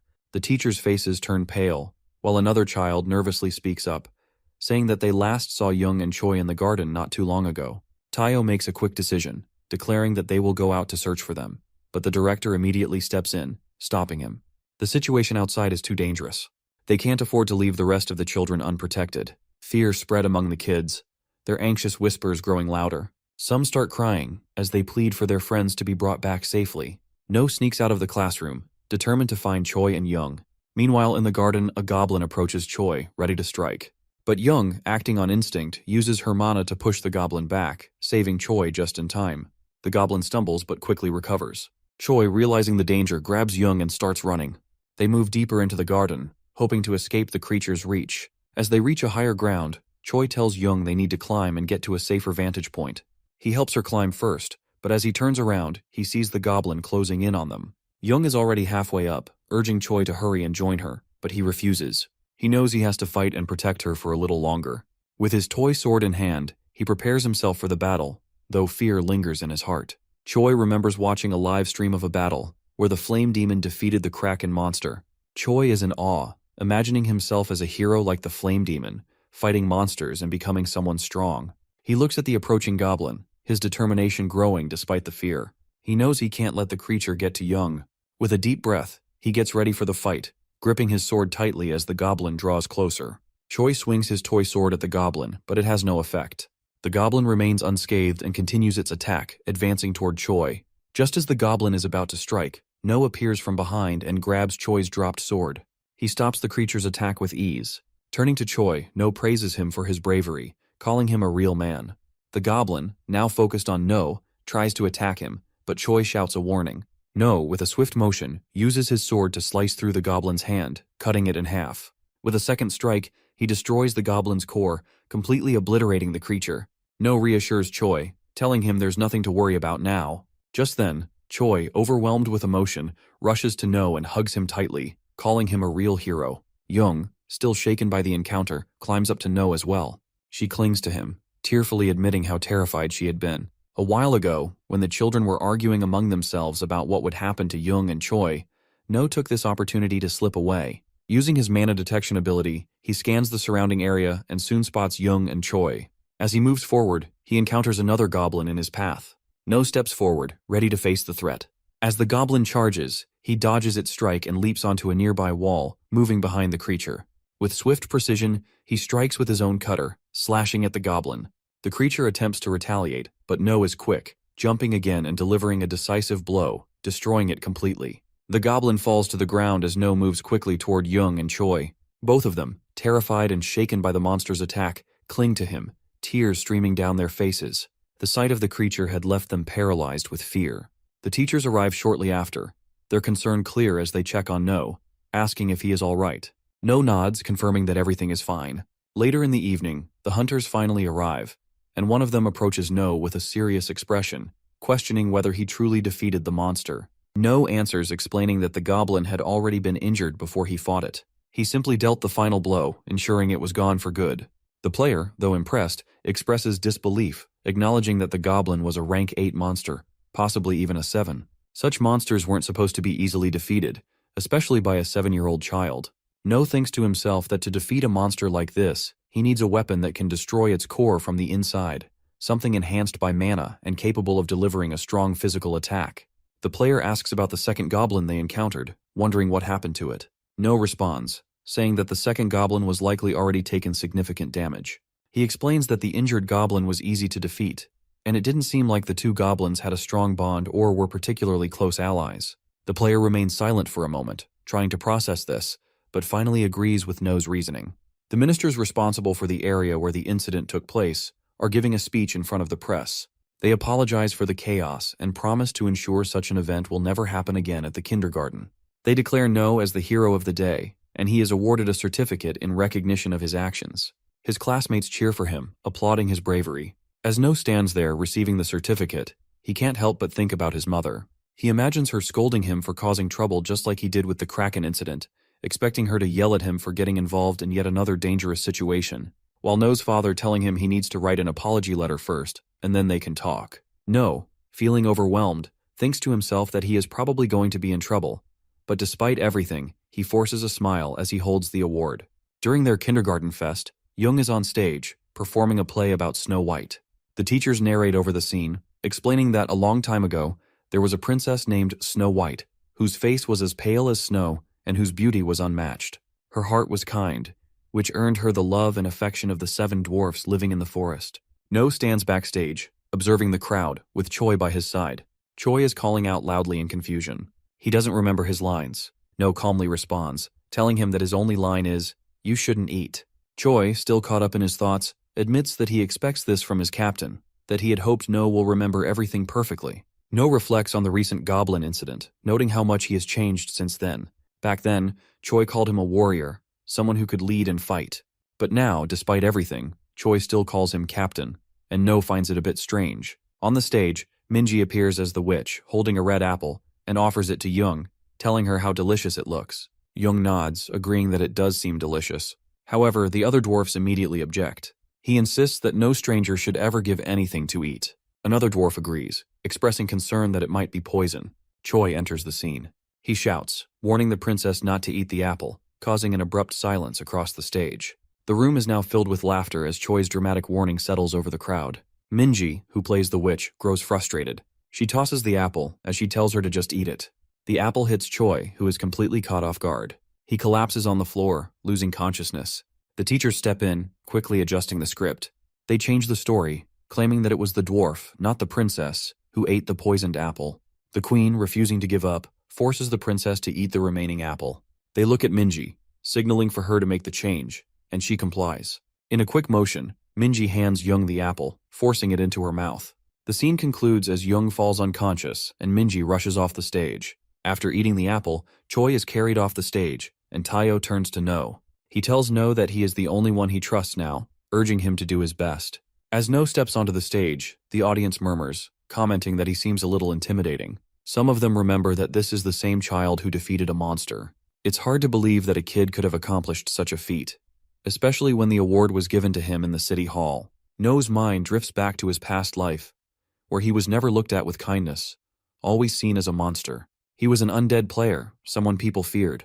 As his past trauma surfaces, his sister blocks those thoughts, stepping in and shouting that she is there for him. The sight of his family cheering for him calms him down. With his focus regained, No shifts his attention fully to the play, determined to perform his role. No stands in front of Young, gazing at her with admiration. He remarks that in this world, it's hard to believe someone so beautiful can exist. After saying this, he places a kiss on her forehead, causing Young to stir and wake up. The crowd bursts into applause as the play concludes successfully. Everyone lifts No into the air, celebrating his role in saving the play. No's parents arrive and they express their pride in him, telling him he did a great job. No, with a confident smile, responds that of course he is their child. His mother then asks if he has figured out what he wants to do in the future. No pauses, recalling the same question she had asked him a year ago when he was at his grandmother's house. Now, No thinks about it, realizing he still doesn't have a clear answer.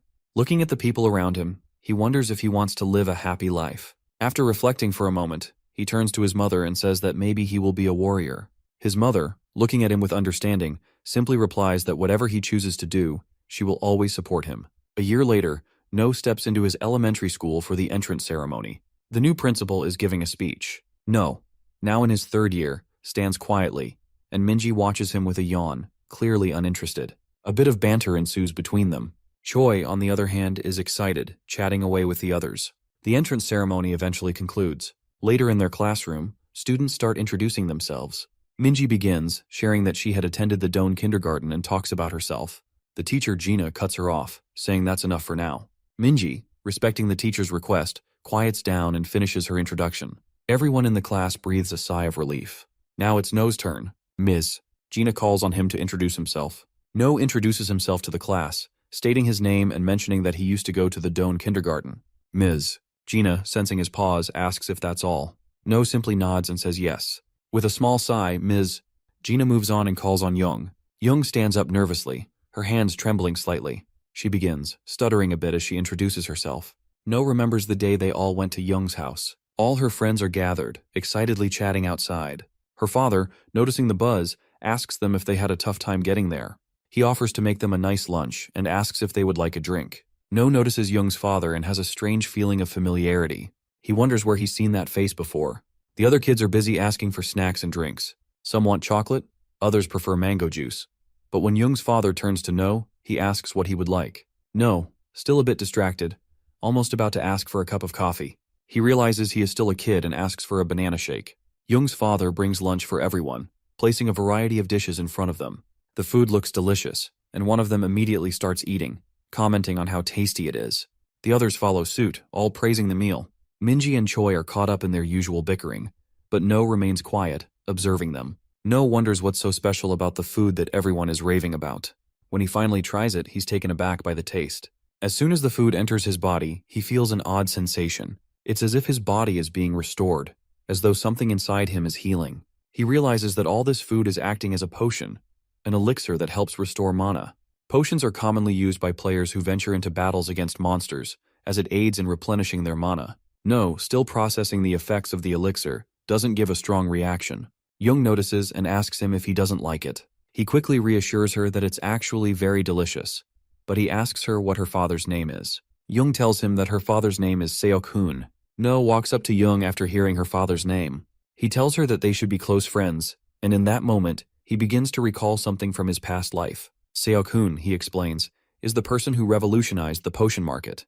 In his past life, Seok-hoon was the person who revolutionized the potion market, using his gift of filtering to extract mana from selected materials. His efforts were so significant that, in the future, Seok-hoon's company would rise to become one of the 3 largest in Korea.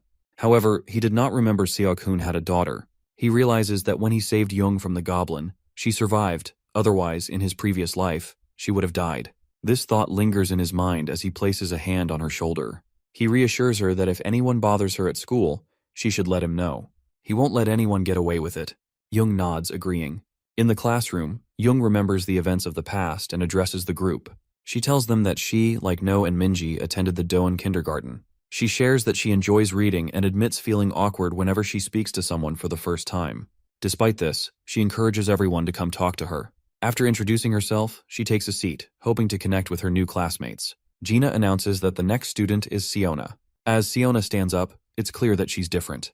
With ears and a tail, the other students murmur among themselves, wondering if she's real or if she's a monster. No knew that demi-humans is a term used for children who have human traits mixed with those of monsters. These children have uneven distribution of mana in their bodies, and due to their genes, they often exhibit monster-like features.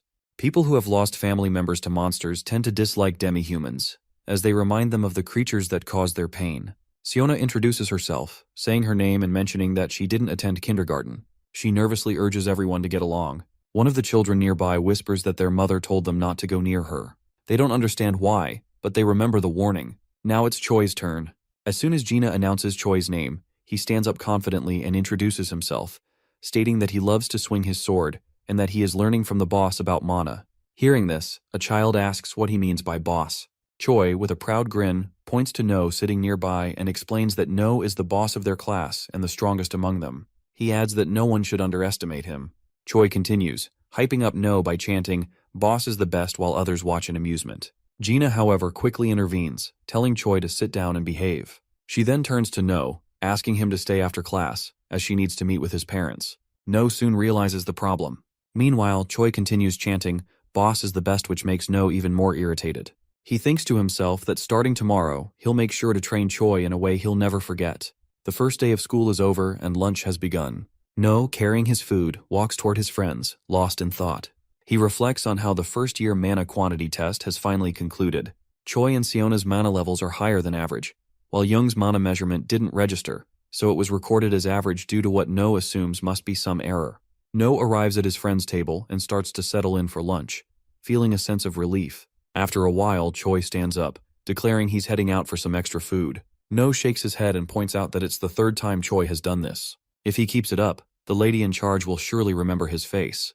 Choi, looking confused, asks No how he knows this, and says that the lady already knows his name. Minji stands up, declaring that she too wants some more food. Choi, with a slight grin, tells her to go ahead, calling her a glutton. Minji, annoyed, retorts that she's not a glutton, and that last time she only took a little less food than usual. The two of them continue bickering, their voices rising slightly. As they argue, their attention shifts to Siona, who has just stood up with her food tray. People around her whisper, noticing the tale. They talk amongst themselves, wondering why someone like her has come to their school. Siona nervously scans the room for an empty seat. She spots one near a table with a few girls. She approaches them, politely asking if she can sit there. However, the girl at the table quickly turns her down, refusing without a second thought. Siona stands there, unsure of what to do next. Among them is a girl named Jin, who is especially vocal. She begins criticizing Siona, asking her what's wrong with her. The other girls join in, one of them calling Siona out for trying to sit at their table. Another girl taunts her about her appearance, asking if she picked up her clothes from the trash. Siona's hands tremble slightly as the girl's harsh words echo around her. Siona stands there and nervously apologizes. Minji, who has been observing the situation, steps in. She looks at Jin and speaks up, reminding her that just because she comes from a wealthy background doesn't give her the right to treat others this way. No watches in silence as the crowd laughs at Siona, who's clearly uncomfortable. He remembers one moment from his past. No listens as the man across from him, who is a demi-human himself, claims that not all demi-humans are kind. He continues, saying that there may be kind individuals among them, even kind children, but the majority are not. No watches him in silence before asking what comes next. The man frowns and insists that demi-humans shouldn't be treated better just because of what they are. If No cares so much, he should stop now. No asks if the man thinks he is kind, but the man shakes his head, saying he misunderstood. No suddenly stands. The man flinches, startled. No draws his sword and asks if he looks weak. Panic flashes as he raises his hands defensively, quickly denying it. He stammers, asking why No is so hostile. No points at him and tells him to get out and go on patrol unless he wants to suffer the consequences. The man quickly agrees and hurries away. Deep within the abyss, someone cuts down a monster. The demi-human comments on the monster's strength, like all the others in this cursed place. Looking down, he suddenly freezes in horror as the creature counterattacks. A sharp limb slashes across his chest. The monster glares aggressively, preparing for another strike. No dashes forward, swinging his sword, slashing through the bug creature. The beast is sent flying but quickly retaliates. No dodges, gripping his sword tightly. He moves in, delivering a final, fatal blow. The demi-human, Parang, collapses as he calls out to him. No rushes to him, lifting him onto his back. Parang weakly tells him to move ahead. He has come too far, and this is no time to hesitate. A girl holding a staff runs over, but before No can ask for help, Parang interrupts. The girl bites her lips, watching in horror. Parang reminds No that he knows these wounds well. His breathing is ragged as he says that the reason they die is to keep killing more monsters. No clenches his jaw and asks for Parang's last words. He asks if No remembers what he said, that not all demi-humans are good, and he shouldn't be treated differently just because of what he is. Parang grits his teeth, saying there are more bad demi-humans in the world than No realizes. But he still should not turn them all away. Parang's voice weakens. He says that in the end, he was no different from the rest. His hand falls limp, and the last words he utters are that he is truly evil. No stares at his friend's lifeless body, his hands tightening into fists. No is still confused about why he remembered that moment from his past, but he knows what he must do now. He stands up and walks towards Siona, taking her plate from her and telling her there's an empty seat. Surprised, Siona hesitates but then quickly pulls her hand back, apologizing.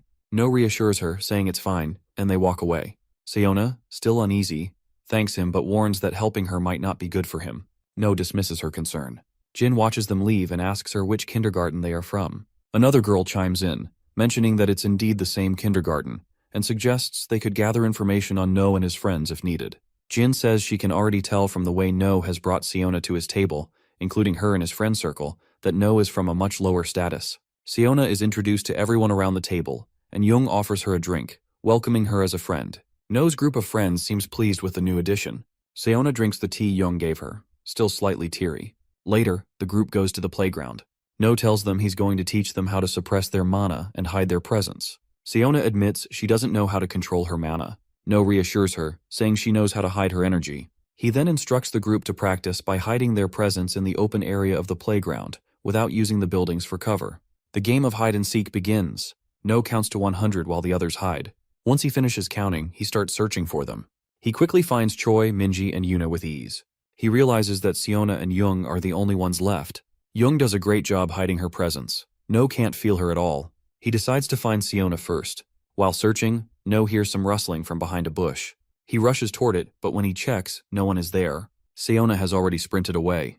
No chases after her, calling her name, but she keeps running. He tries to catch her, but Siona leaps away, telling him she won't stop until he catches her with his own hands. No sees that the three who were caught are watching him. Minji, Yuna, and Choi are ready to make their move. They know No has already caught them, and now they're running in the opposite direction. No, frustrated, chases after them. He's determined to catch them all. Meanwhile, Jung enters a building. She hides her presence, making sure no one can sense her. She's about to leave the building, but stops when she notices a stack of books in a room. Intrigued, she enters. The room is filled with books. Her eyes fall on a red book that catches her attention. The title reads Alice in Wonderland, and she is immediately drawn to it. An old man arrives, and she's shocked to see him. They sit together for a long time, and he begins telling her stories about Alice in Wonderland. Meanwhile, No has been searching for her and finally finds his way to the room. He calls out to her. Jung, lost in the stories that the old man is sharing, doesn't notice No. He's been looking for her for a long time but finally finds her. No greets her with a sense of urgency, explaining that she disappeared while playing with her friends, and that's why he's been searching for her. The old man responds, telling her that if she was playing with her friends, she should have told him first. Jung apologizes, explaining that she forgot. Hearing this, Choi gets angry and scolds her. No taps her forehead with his finger and warns her to inform him next time before she leaves. Jung, almost about to cry, agrees and asks for his forgiveness. No turns to the old man and apologizes for the interruption, to which the old man dismisses it, saying there's no need to worry. He admits he's been quite bored and invites Jung to come back. Jung, excited, asks if she can return the next day to finish reading the book. The old man agrees. No tells Jung it's time to go home. Just then, the old man asks if he can drop them to their house. The old man calls for a car, and as soon as it arrives, Choi, Jung, and Siona step inside. The car is sleek and luxurious. Watching it leave, No mutters that he has never been in such an expensive car before and admits that he's a little jealous. Few days later at school, teacher Gina suddenly announces that she is putting No's name forward as a candidate for class president. No immediately asks why she is writing his name. Before he can argue, Minji informs him that someone nominated his name. Confused, he asks who said that, and Minji gestures toward Choi. No turns furious but decides to do something about Choi later. Choi tries to back out, but the teacher informs the class that No is the only candidate for class president this semester. She then asks if anyone else would like to nominate themselves, but no one speaks up. Jin slowly raises her hand and turns to No, saying she would also like to run as a candidate. Sometime later, Jin enters the classroom, bringing a huge box of burgers. She casually mentions that her father has already paid for them, and they're for everyone to enjoy. She and her friends begin distributing the burgers throughout the class. Jin adds that if she becomes class president, she'll treat everyone to burgers once a month, encouraging the class to vote for her. No watches everything from the side along with his friends. When Jin approaches to offer him a burger, he refuses and walks away. As he glances around, he notices Choi holding a burger, his mouth watering, but after a moment, he reluctantly gives it back. Minji comments that she's not homeless, rejecting the offer, and Jung also declines. Seeing this, No feels a little motivated and thinks that maybe he should at least give it a try. Later, the class heads out for a school trip. Their teacher Gina gathers everyone and instructs them to give their attendance when she calls their names. She begins by calling out the class president's name first. Jin raises her hand, confirming that she is officially this year's class president. Meanwhile, No, now the vice president, is frustrated by the outcome. Later, their teacher guides the students around the mountain they are visiting for their field trip. She takes them through scenic spots, allowing them to explore the area. Eventually, they stop for lunch break. As No opens his lunchbox, he notices a note inside that reads, "Love you." Seeing this, Minji teases him, saying how sweet it is that his sister loves him so much. No tells her to be quiet. Jung's lunch stands out as the most beautifully prepared, making No certain that her father must have made it. Meanwhile, Choi casually comments that cup noodles are the best food for a field trip. Hearing this, Minji asks if his mother didn't pack a lunch for him. Choi simply nods, explaining that his mom told him cup noodles were the best. No and Minji grow quiet, exchanging glances. No thinks that Choi's mother doesn't care much for him, not even bothering to prepare his lunch. No, trying to cheer him up, agrees that cup noodles are the best. Deep in the mountains, a man is being chased by monsters. He runs as fast as he can, but his foot catches on something, causing him to fall. When he looks up, he sees the creatures closing in. Rank 7 monsters, vicious hounds feared for their brutality. Terrified, he stumbles back, calling for help. But before he can react, a larger presence looms behind him. Turning around, he finds himself face to face with an even stronger beast, a rank 6 hellhound, the leader of the pack. The monstrous hounds waste no time lunging at him. Within moments, they tear him apart, devouring him completely. The hellhound leader suddenly commands the others to stop. The lesser hounds immediately freeze. The leader then gives a new order. They must head south. And southward is exactly where No and his group are. Meanwhile, the students begin their treasure hunt activity. No has no interest in participating and would rather leave, but he gets dragged along by his classmates. Annoyed, he reluctantly follows along. Suddenly, a loud scream echoes through the area. Everyone stops and starts murmuring about what it could be. No, keeping a cool head, tells them all to stay quiet. As they scan their surroundings, a monster approaches, moving swiftly toward them. When they look ahead, they see a hound standing right in their path. No already knew that monsters would eventually show up here, but he had no way of knowing the exact day. Frustrated, he thinks why it had to be today. The Buchan Mountain incident was a major disaster. Seoul was supposed to be protected by a cocoon-like barrier, but for some unknown reason, monsters from the nearby districts managed to break through and enter Seoul. The result was tragic, leading to countless casualties. The hellhound's eyes lock onto Minji first. It leaps at her and Minji stumbles as her foot catches on a rock, making her fall backward. Just before the hellhound can reach her, No charges in and lands a powerful kick, sending the creature flying.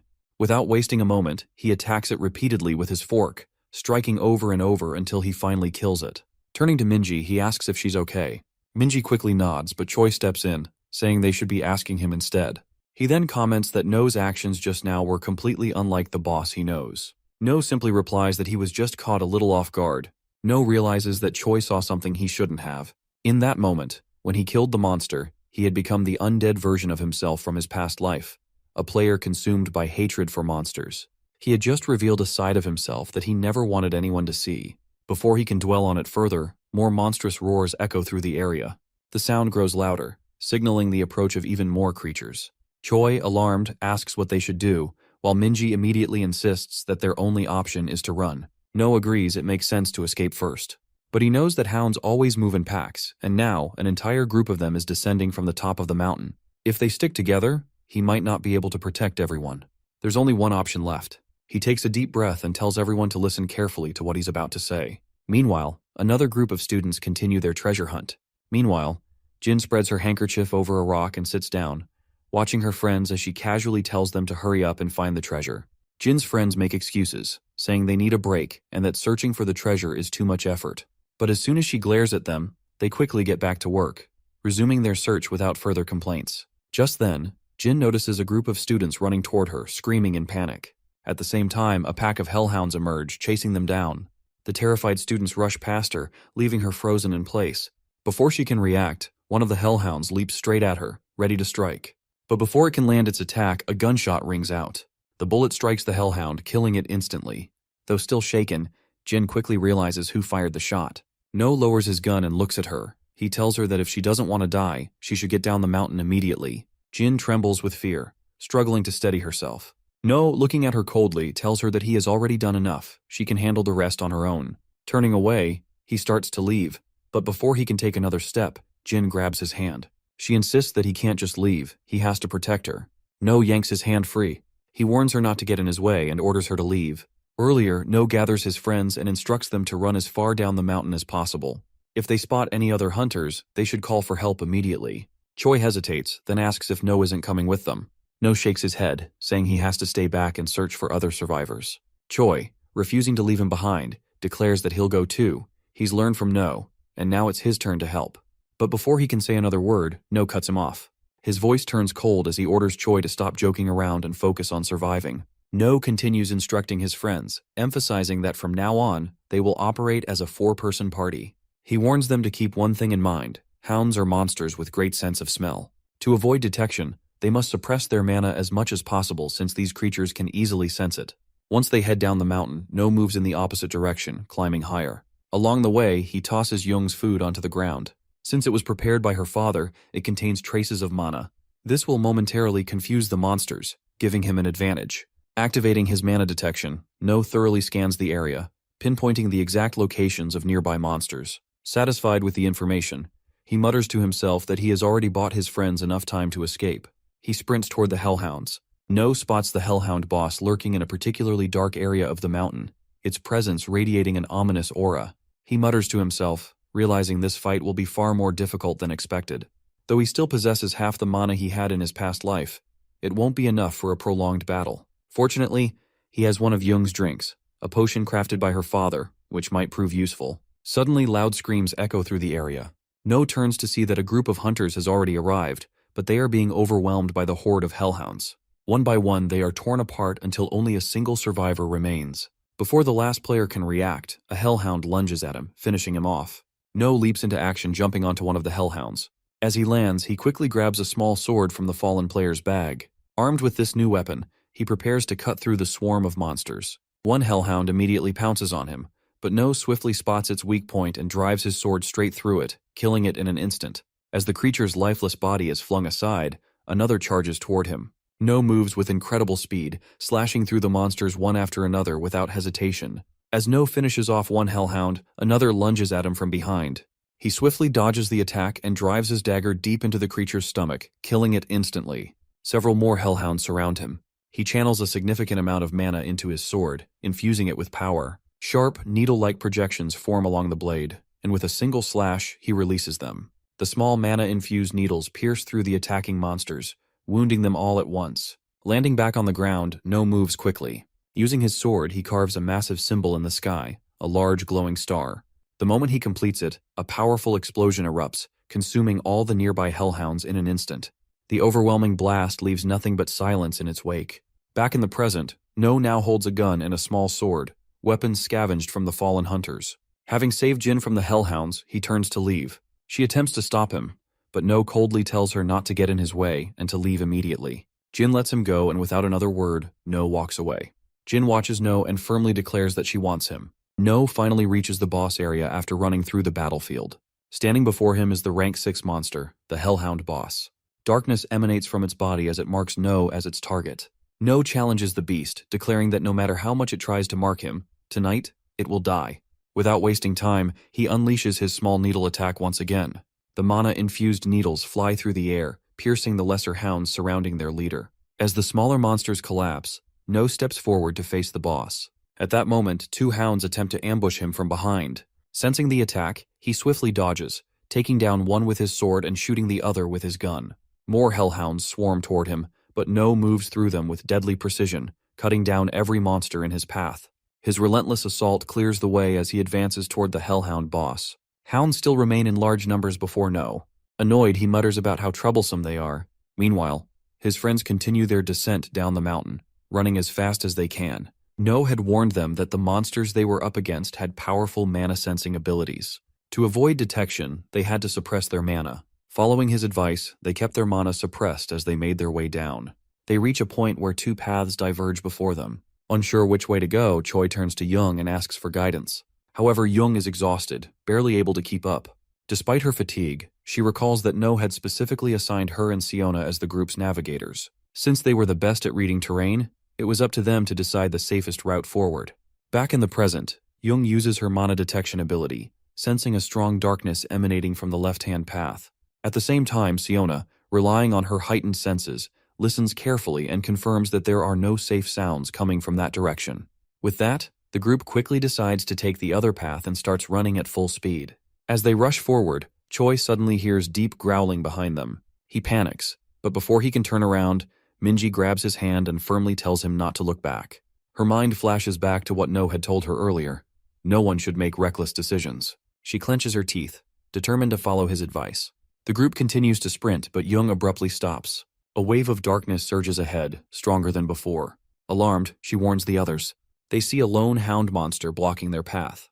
However, this one is different from the regular hounds. It is a stronger, upgraded version. Before they can react, the beast lets out a piercing howl, and within moments, more hounds appear from all sides, surrounding them completely. Choi recalls No's words. He was the strongest among them, the main damage dealer, and it was his responsibility to protect everyone. No matter how many monsters appeared, he had to fight. With this in mind, he infuses his stick with mana and prepares to engage the enemies head-on. As the hellhounds charge toward him, he swings his weapon, striking one with full force and sending it flying backward. A rush of excitement surges through him, but before he can revel in his success, 2 more hounds leap at him. He swiftly takes them down as well. However, just as he starts to believe he can handle this, a hound suddenly slashes his back with its claws. Before he can recover, 2 more hounds close in. One snatches his stick, while the other slams its claws into his side, knocking him off balance. The others watch in horror as Choi struggles. Siona observes the way the monsters are toying with him, almost as if they see him as entertainment. Despite the overwhelming numbers, Choi refuses to give up. He clenches his fists, channels a surge of mana into his hands, and as another hound pounces on him, he lands a powerful punch, sending it flying into the air. He stares at his own hand in shock, and what he just did felt strangely similar to the boss's own attacks. But before he can process it, another hound lunges at him, striking his stomach and sending him flying. He crashes hard onto the ground. Before he can move, a hound pins him down with its massive paw pressing against his chest. The others scream his name, but Choi can only watch as the monster prepares to finish him off. Siona, overwhelmed with fear and despair, starts crying as memories of her friends treating her with kindness flood her mind. She repeatedly pleads for someone to save them. The hellhound gripping Choi's arm tightens its hold, preparing to bite down. Just as Minji and the others try to rush in, Siona instinctively activates her telepathic ability, sending out a desperate call for help. Her telepathic signal travels far, beyond anything she has ever achieved before. Suddenly, a powerful wind barrier forms around them, forcefully pushing the monsters away. Choi's friends remain protected inside the barrier, unable to comprehend what just happened. As they look outside, they witness a raging tornado sweeping through the battlefield, tearing apart the hellhounds. Then a woman calmly steps forward.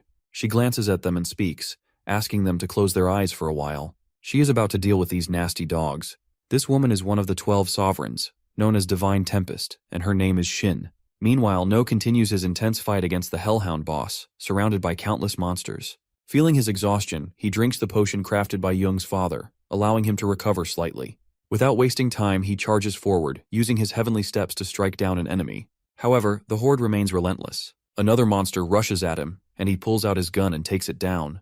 Despite his efforts, the battle is far from over. No continues cutting down the remaining hellhounds with relentless precision, wielding his sword while activating his ability, Violent Dance. His movements become a blur, slashing through enemy after enemy until only the hellhound boss remains. Every lesser hound in the area has been eliminated. He charges forward, using his skill to close the distance, but his body isn't responding as smoothly as before.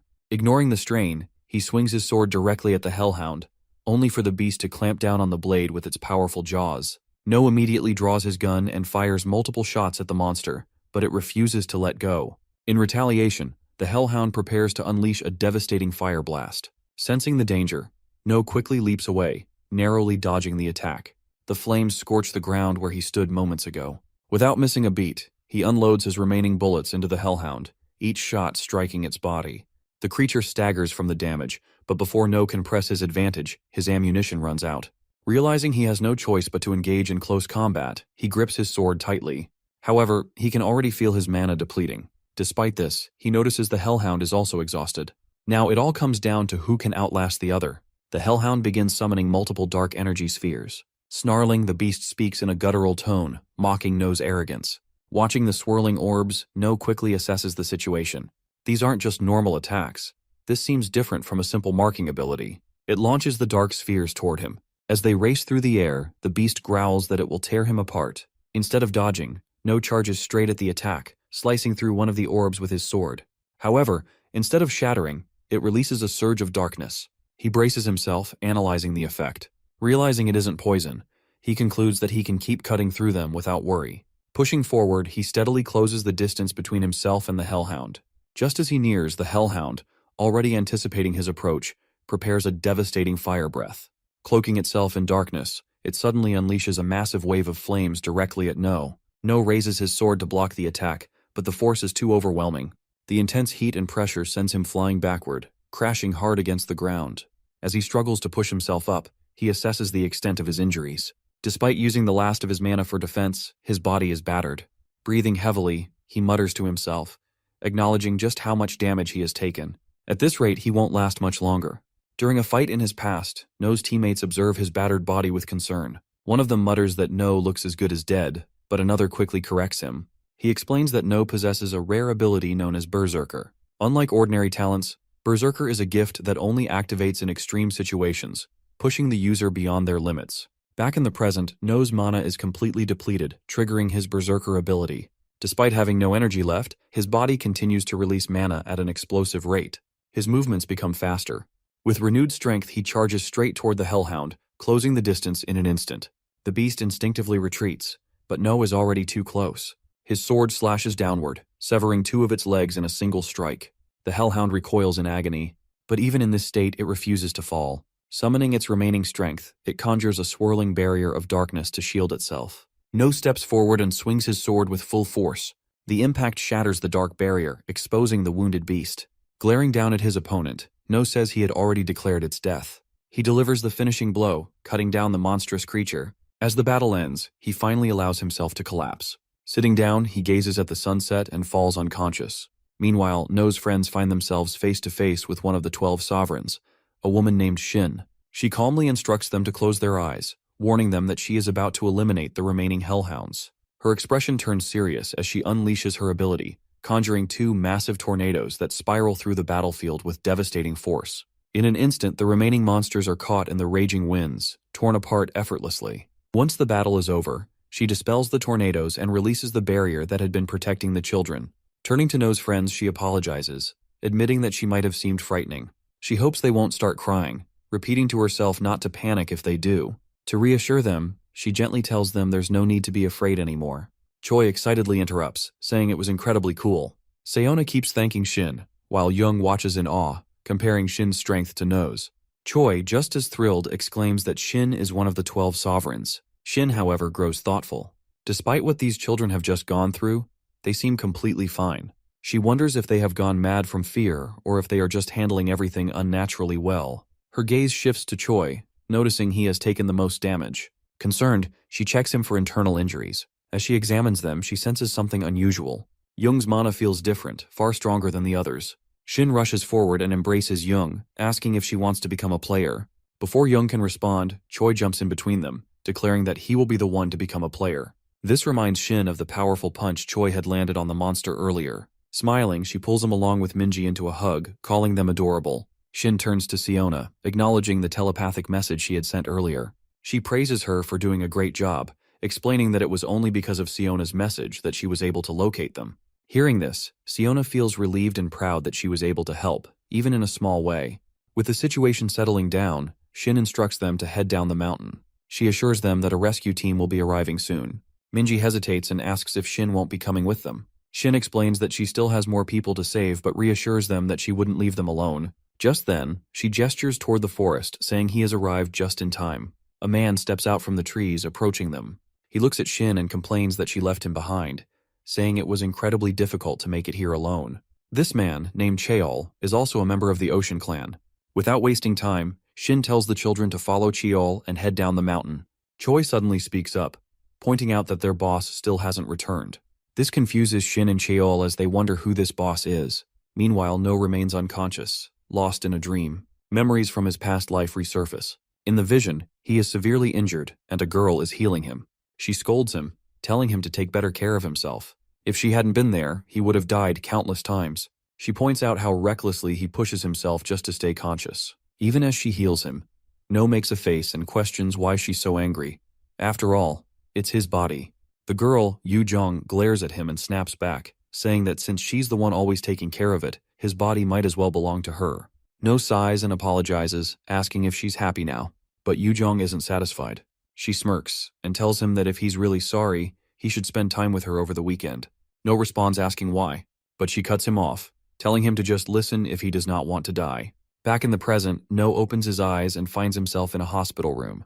He looks down at himself, realizing there are no visible injuries. As he mutters this to himself, someone outside hears him. The door opens and Shin steps inside. No immediately recognizes her. She tells him he is finally awake and asks if he feels any pain. No says he is completely fine and wonders if she was the one who saved him. Though he speaks playfully, his thoughts are elsewhere. A member of the 12 sovereigns personally checking on him means she must know something. Shin sits beside No and explains that as soon as she found him, she brought him to the hospital. She asks if his name is No, and he confirms it before asking for hers. She introduces herself as Shin and adds that he can call her Nuna, which means older sister. No grows quiet for a moment before asking how long he was unconscious and what happened to his friends. Shin informs him that 6 hours have passed and that his friends are completely safe. She also mentions that she has already contacted his family and they should be arriving soon. Hearing this, No feels relieved that his friends are safe, but his thoughts shift to his parents. He wonders what he is going to say to them. Before he can dwell on it, Shin speaks again, telling him that she has some things to investigate and needs him to answer her questions properly. She asks what he was doing at that place and who was responsible for killing all the monsters. No lets out a small laugh and tells her that he doesn't remember much. He thinks he was just running and somehow ended up in that place. He says someone must have saved him before he lost consciousness.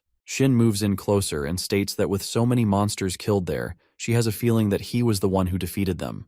She asks what he thinks about that. No immediately denies it, saying there's no way he could have killed so many monsters. But Shin doesn't back down. She reveals that she has already gathered some information on him. Last year, he received the Brave Child Award. No turns away and insists that it was just a coincidence. But Shin presses further, asking if it was also a coincidence that he defeated the Hellhounds this time. No keeps denying it, but then Shin tells him that they have already found his fingerprints on the sword. Hearing this, No falls silent. He realizes that making more excuses won't help. This woman already knows the truth. There's nothing more he can do. After thinking for a moment, No tells her that they should make a deal. Shin questions why she should agree when she has nothing to lose. She asks what she would even gain from this deal. No responds that he will give her highly important information. Hearing this, Shin asks what kind of information he is talking about. But No refuses to reveal it immediately, saying that if he tells her now, it won't be a deal anymore. This information is part of the negotiation. Shin takes a moment to think. She realizes that he has given up on denying that he was the one who killed the hellhounds. Now she is curious about what kind of information this kid can possibly offer. She asks him what exactly he wants in return for this deal. No tells her that he doesn't want anything, he just wants to live a normal life. Seated in her car, she instructs her driver to investigate the heirs of the Dangun group. No had given Shin the information, telling her that she needs to keep an eye on the female heirs of the Dangun group. More importantly, she should observe their relationship with the leader of Ocean Clan, the very guild she is affiliated with. Hearing this, Shin is surprised. No is indirectly implying that one of the female heirs of a major group is having an affair with the leader of Ocean Clan. Shin warns him not to joke about something this serious and asks if he is ready to take responsibility for what he is saying. But No confidently replies that if she finds nothing new from his information, he will join her clan. Shin scoffs, saying that their guild isn't some random organization anyone can just join. However, No counters by saying that a moment ago she was convinced that he was the one who killed the hellhounds. Shin acknowledges that, no matter how she looks at it, No stands to gain a lot from this deal. But No simply tells her that, in the end, she will be able to confirm her husband's loyalty, while also securing a valuable talent. Back in the present, Shin asks the driver to investigate the female heirs of the Dangun group in detail, with a particular focus on any possible connections between them and her husband. Additionally, she orders him to recheck the ranking reports of the monsters that recently appeared in Gangnam District. In the past, No and Shin had already finalized their deal. No provided her with valuable information about her husband, and before she left, he gave her a final warning. He told her not to underestimate the monsters appearing in Gangnam District just because of their ranking. Ignoring them could lead to serious consequences. Before parting ways, he made one last suggestion. She should report that all the monsters from the recent incident were defeated by her alone. With a slight smile, No pointed out that this arrangement would benefit her as well. Meanwhile, it would allow him to continue living as an ordinary elementary school student. Thinking back on their conversation, she mutters to herself that the boy is truly interesting. The news reported that today, a 7th grade monster and 100 hellhounds attacked Mount Bukan. A player had dealt with the 6th grade hellhound and was now investigating the incident. Someone was checking a phone displaying a report stating that 34 victims are identified. The entire internet was flooded with news about the event. A couple of months later, Siona smiles as her friends wish her a happy birthday. No, looking at Minji smiling, teases that kindness doesn't suit her. Young hands Siona some homemade chocolate with a cheerful expression. Choi quickly walks away, grinning and whispering to others that the party will be amazing. No asks if Young's dad has allowed them to do this, while Siona questions what they are whispering about. Choi runs off, insisting she doesn't need to know. Minji, glancing up, mentions that the morning assembly is starting. Siona looks around in confusion. Later in the evening, a large crowd gathers at Young's house to celebrate Siona's birthday. All the kids smile as they wish her. Tears well up in Siona's eyes as she admits she had suspected they were secretly planning something. A cake is brought out for her. Minji, still smiling, reminds Siona that she has a lot to do. Minji tells No that Jin Sena has threatened a worker to ensure the boy's father will attend. No knows about the KK group, ranking 7th in all of South Korea. Their main areas of influence are electronics, construction, and advertising, though they have little impact on the medical industry. No tells Minji to wipe that expression off her face. He smiles, saying that if Jin is a direct heir to KK, then her last name should be Kim. But since her surname is Jin, she is definitely from a collateral family. No tells her to stop worrying. Minji is annoyed and walks away, telling him to eat alone. No mutters that things have gotten a little complicated but are still manageable. His eyes are on his family as he stabs the fork into the cake, declaring that if anything disturbs them, he will tear it to pieces. Choi shouts that today he will show what he has learned. No tells him that as long as he doesn't trip, he is fine. Choi waves a hand, telling him not to worry. Everything will be okay, and he will do his best for the team. No notices the tension in the air and turns back. Angry students are gathered, and he asks what is going on. Minji, now stern, demands an explanation from the boy standing next to her. The boy says that the teacher has promised to buy nuggets and pizza if they win. No glances at the teacher, who is now in tears, regretting her words. Feeding these students is impossible. Another teacher raises his gun and shouts for attention. Choi prepares to start, thinking about how shocked everyone will be. A gunshot rings out. He runs forward with all his might, the team cheering his name. No sighs as Choi pushes toward victory. He focuses on Choi as the finish line comes into view. Choi stretches his hand toward it, but his body suddenly feels unbearably heavy. Just one more step, then he collapses. The team is horrified. The class teacher rushes forward, lifts him onto her back, and carries him. Choi murmurs that the sky is spinning. No sighs, already expecting this outcome. Choi has overdone it again. He thinks about how he needs to work on the boy's character and teach him to stay calm. Suddenly, a girl jumps on him from behind. He turns to see his sister Yuna, beaming with excitement. She proudly announces that she has come first in the 100-meter race. No nods, realizing she has beaten all the other 5th graders. Yuna tells him to take care of himself and that she is heading to her next event. They will see each other again soon. No waves her off, reminding her not to push herself too hard. Minji, watching the exchange, thinks to herself that he isn't a mama's boy, he is Nuna's boy. Sayona approaches the group with her head down, frustrated. Yuna has been too fast. No, filled with pride, declares that she is his sister. Sayona, frowning, asks if he has been rooting for his sister instead of their team. No quickly objects, insisting that he has been thinking about lunch the entire time. Minji doesn't buy it, saying that he has been watching Yuna the whole time. Turning away, No looks embarrassed before quickly changing the subject and asking about Young. Sayona points to the side. Young is running up to the group with excitement. She finds them sitting on a blanket, enjoying a picnic. They are No's neighbors, a couple named Julie and Bruno. Young asks for their help, grabs the girl's hand, and urges her to run faster. They reach the judge of the competition and start talking quickly. The girls slap their palms together. Young drops down next to No, letting out a breath as she finally gets to rest. No hands her a bottle of water and asks how she got Julie to come. She twists open the bottle and responds saying she is an American. He pauses, surprised as he thought she is Italian. Julie had already told No's mother she could speak English. He wonders if Julie had tricked them. He looks at her surprised. At their first meeting, she had been just a crybaby. Now she seems different, more cunning, more mature. Young watches No closely as he thinks. He leans to the side, glancing at Choi, who is finally starting to come to his senses after the potion. The loudspeakers on the poles call everyone to gather after lunch. No wants Choi to at least be half of what Young has become. No walks over to Young and Siona, joining a group of unfamiliar women. He greets them, handing fruit and snacks from his mother. Lowering his voice, he quietly asks Young who they are. The women laugh. Young explains that her aunt has recently become their regular customer. No walks past a tent with an English flag, feeling like he has seen her before, but not remembering where. At a nearby table, Jin sits with guards. She asks if he is hungry and offers tea. He ignores her and keeps walking, more focused on recalling what was for lunch. Jin rushes after him, pointing as she tells her father she recently mentioned No. The man's expression hardens. He asks if No is the one who bullied his daughter. He introduces himself as the president of KK Pharmaceuticals. No dismisses his company as pathetic. The insult lands hard. Young's face darkens as he raises a hand to strike, but it stops short. No pushes it aside with a single finger, his stance unshaken. Young hesitates, then clenches his fist and swings. Before it lands, a sudden movement cuts in. No's eyes widen as Young recoils, blood trickling from his nose. No's father stands there, shaking out his fists. He demands to know how Young dares to lay a hand on his son.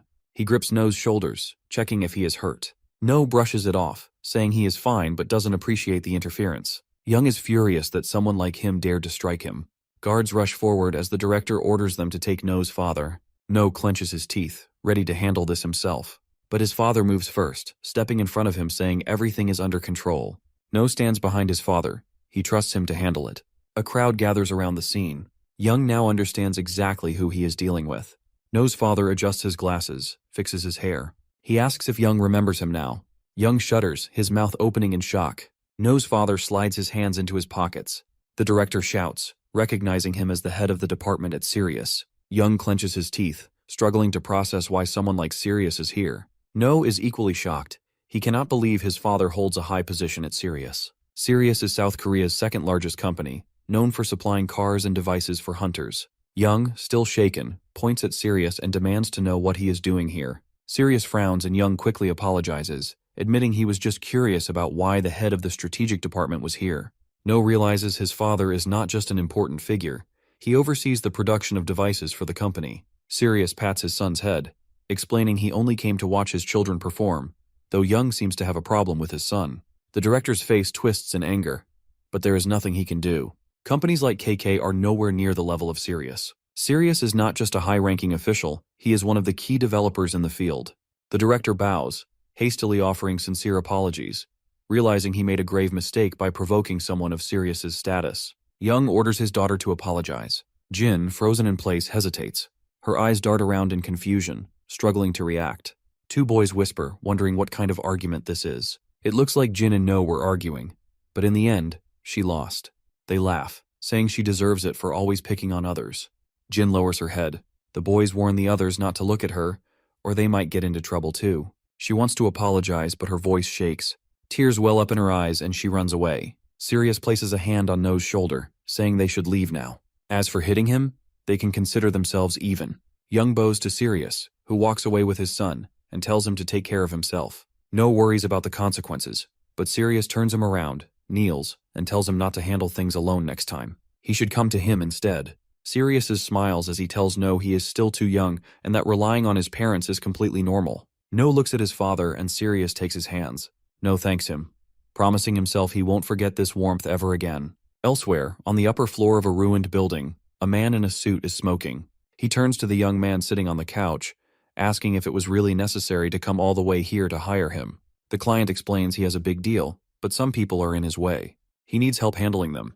The young man glances at his phone, then asks about the payment. A suitcase appears in front of him, brought by an employee. Inside there are stacks of cash, 1.5 billion upfront and another if the job is completed. The young man eyes the reward, reaching for the suitcase. A blue whirlwind of mana emerges from his hand. He acknowledges the payment, and in an instant, the money vanishes into a black portal. The employee stares in confusion, not understanding where the money went. He turns to his boss, who can only mutter in disbelief. The boss smirks, flicks away his cigarette, and laughs. Meanwhile, at a department store, Yuna beams with excitement as No follows her. Julie approaches from behind, placing her hands on No's shoulders. He hasn't been to a shopping center in a while, but the exhaustion feels the same. She leans in, mentioning that they had just arrived and hoping he isn't too tired. Bruno apologizes to No, who just asked for something tasty. His gaze shifts to Bruno. Something feels off. This man has no visible mana, and No wonders how an ordinary office worker is able to hide it so perfectly. Blue light flickers in No's eyes as he focuses. Bruno notices the stare and asks what's wrong. No quickly pretends to be looking for his sister and Julie. The mall is crowded. Bruno mentions that the girls said they were heading to the 5th floor before running off. Finding them won't be easy. No sighs, remembering that his sister can now mask her mana as well. Bruno pulls out his phone, reassuring him not to worry. They have a way to track them. No's eyes widen in shock. On the screen, their location is being monitored in real time. Bruno casually tucks the phone into his coat pocket. When No asks if Julie knows, Bruno replies that it's a secret. Bruno clears his throat and suggests they get moving. As they stand, a hooded figure approaches from the opposite direction. Passing by, the stranger grins and mutters, "Let it begin." They walk in different directions, but No glances back. Blue flames flicker around the hooded figure. A tattoo on his arm stands out. He recognizes this man from his past life. No clenches his fists. He remembers that grin. It's No Name. Bruno asks what's wrong. No hesitates, struggling to make sense of it. Something is off. He tells his uncle that something strange is happening. After a moment, he detects 3 individuals nearby with suspicious mana energy.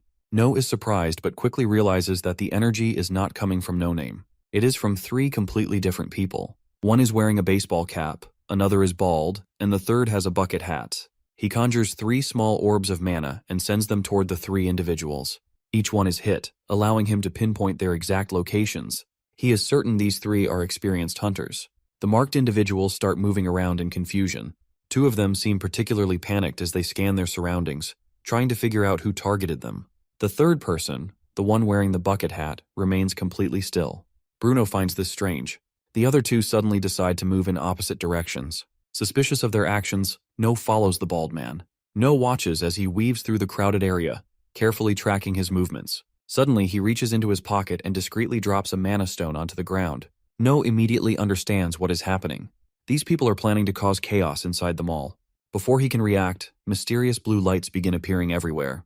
The crowd erupts in shock as the eerie glow spreads. People instinctively back away. Then, a massive black portal materializes above them. Confusion ripples through the crowd as they stare in disbelief.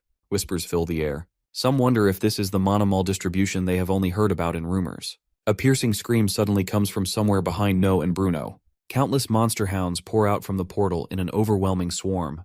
The creatures launch an attack, targeting terrified shoppers one by one. Other monsters begin spilling into the mall, flooding every floor. The mall's emergency announcement system blares to life, urging all visitors to evacuate immediately. But before the message can even finish, a monstrous figure lunges forward and silences the announcer in an instant. Meanwhile, No Name remains on his call. The operation is proceeding exactly as planned. Anyone who dares to interfere must be eliminated on the spot. Panic surges through No. This attack on the mall was never supposed to happen. Somehow the future has changed completely. He realizes that everything shifted when the Kraken attacked the city, where he saved his parents. A monstrous hound suddenly charges at him from behind. Bruno reacts instantly. He strikes the creature's head with full force, sending it crashing across the floor. Without wasting a second, he grabs No by the shoulders and forces him to focus.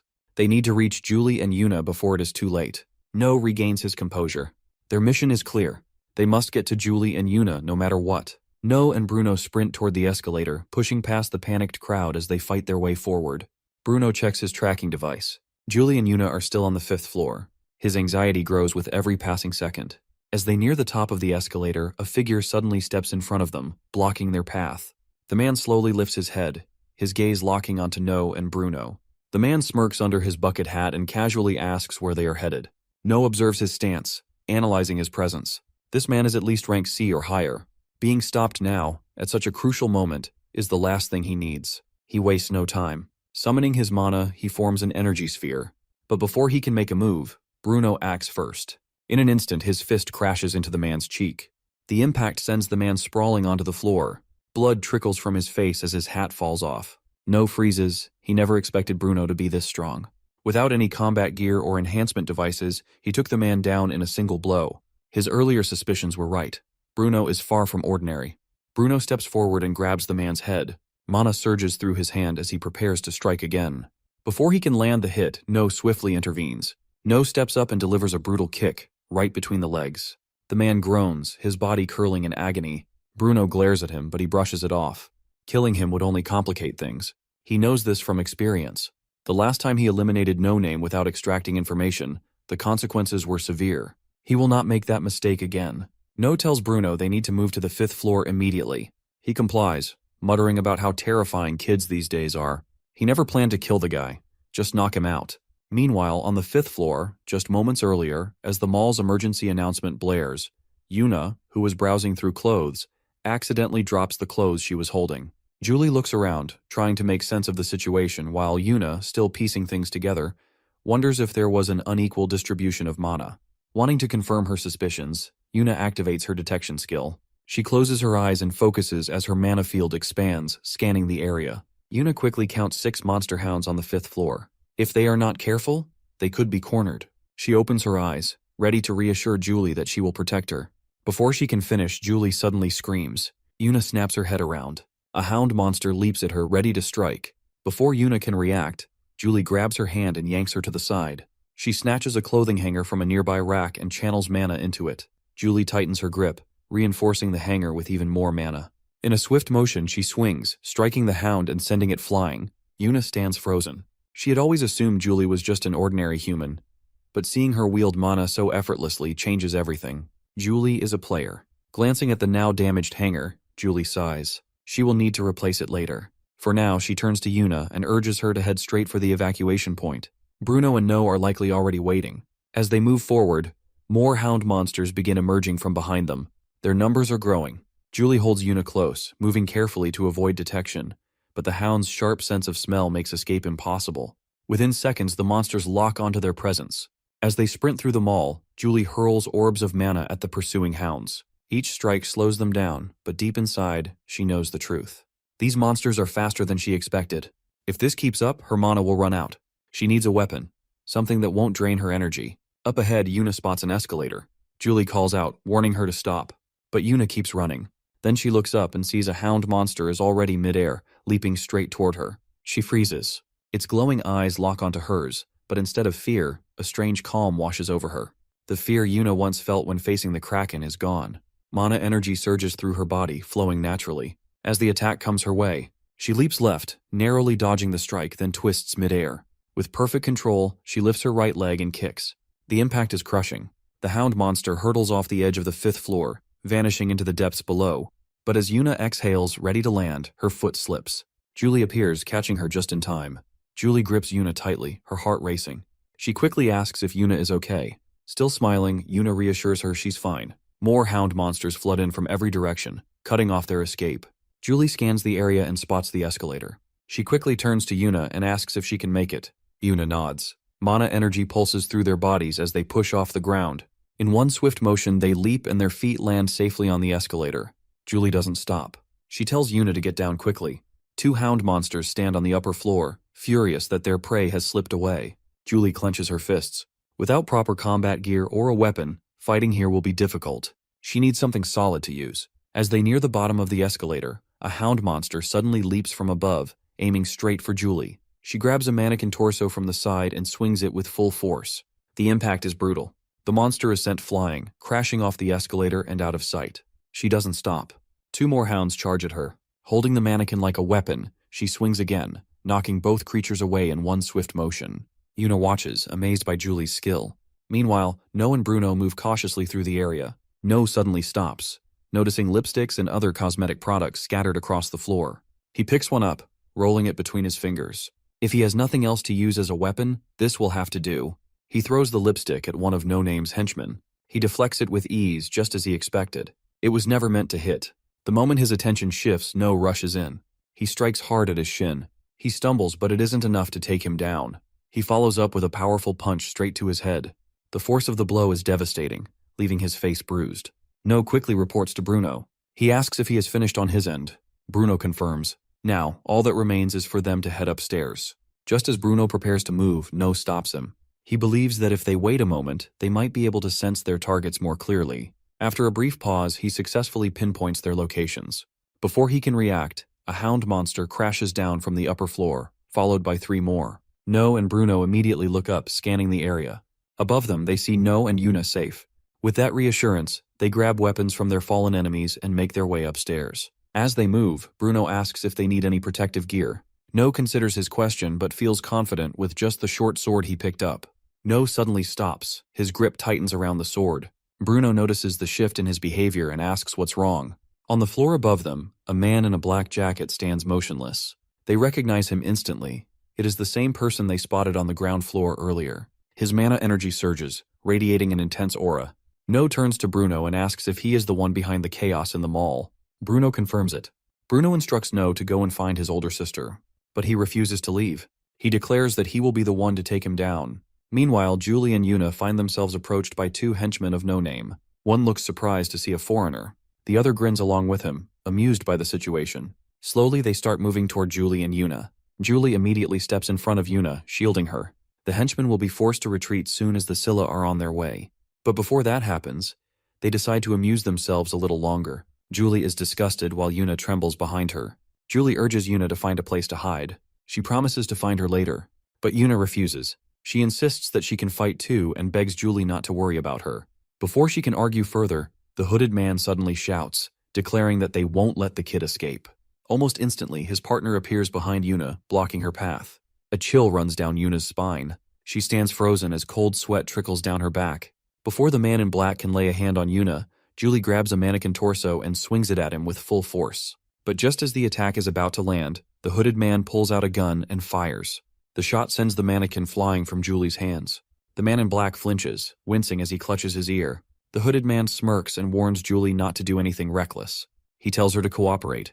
If she refuses, she will have to deal with the consequences. The man in black moves toward them. He suggests a one-on-one fight before the Scylla arrives. He picks Yuna as his opponent. Panic surges through Yuna as she stumbles backward, pressing herself against a pillar.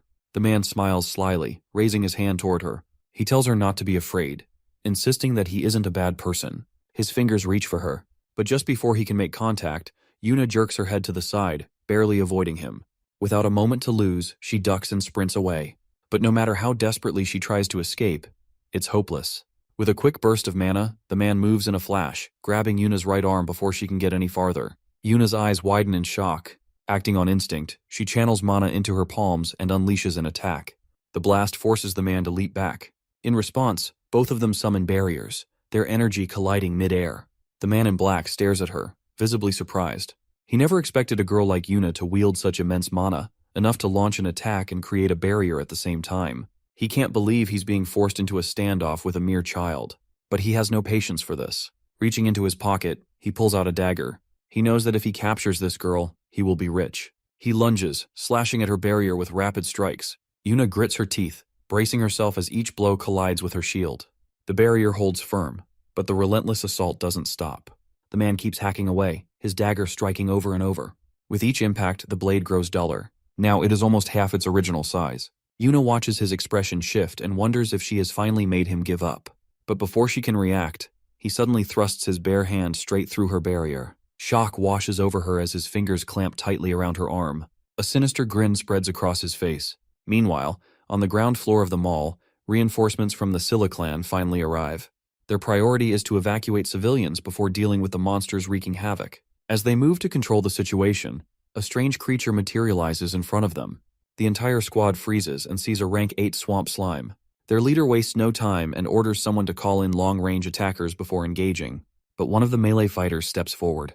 He insists there is no need for backup, he can handle it alone. Gripping his axe, he charges ahead, his weapon radiating with mana. To him, all monsters are the same. You cut them down until they are nothing. With that thought, he swings his axe straight into the slime's body. The moment his weapon makes contact, his attack stops dead. The slime begins to move. Its massive fluid body shifts and engulfs him entirely. Within seconds, he is devoured whole. The squad watches in horror. Their leader reacts immediately, shouting a warning to the team. Physical attacks are completely useless against this slime. They have no choice but to report the situation to the casters. Above, the hooded man smirks, pleased with the perfect timing of the monster's arrival. Thanks to the chaos below, he and his ally have plenty of time to deal with the two girls. He turns and orders Julie to finish this quickly. Julie remains silent. Leaning against a pillar, she steals a quick glance at him. Not far from where she stands, Yuna's panicked screams echo through the air. She still cannot understand how the man in the black shirt managed to break through her barrier. The man answers casually. If he could not even do that, he would not be worthy of being called a player. Before he can say anything else, a burst of fire erupts from behind him. He summons a barrier just in time, shielding himself from the incoming flames. Julie stands with one arm raised, fingers forming the shape of a gun, mana-infused fire still flickering at her fingertips. She fires again, shouting for Yuna to run. Realizing he cannot fight both of them at once, the man shifts his focus, blocking Julie's attacks, which gives Yuna a chance to escape. The hooded man turns toward Julie, clapping his hands in amusement. He did not expect her to be capable of such an attack. Julie, with nowhere to run, lunges backward and unleashes another fire strike, but the hooded man sees it coming. He raises a barrier in an instant, rendering her flames useless. Amused, he calls her a beautiful little doll and tells her to stop wasting energy. Fighting is pointless when they could be doing something far more interesting. Yuna keeps running, leaving Julie alone to deal with him. Hearing his words fills her with rage. She kicks off her heels, rips away the fabric restricting her leg, and glares at him. She refuses to be treated like some doll. She channels her fire again, determined to burn him down, but he acts unimpressed. Her attacks are too predictable. Before he can finish, his eyes widen, and he reacts instantly, summoning a barrier in front of him. But the moment it forms, it shatters. He brushes off the embers clinging to his shoulder, watching her closely. That surge of power, that sudden leap in strength can only mean one thing. She has an amplification gift. The man in the black continues his pursuit as Yuna sprints through the mall. Panting, he follows her into a toy store.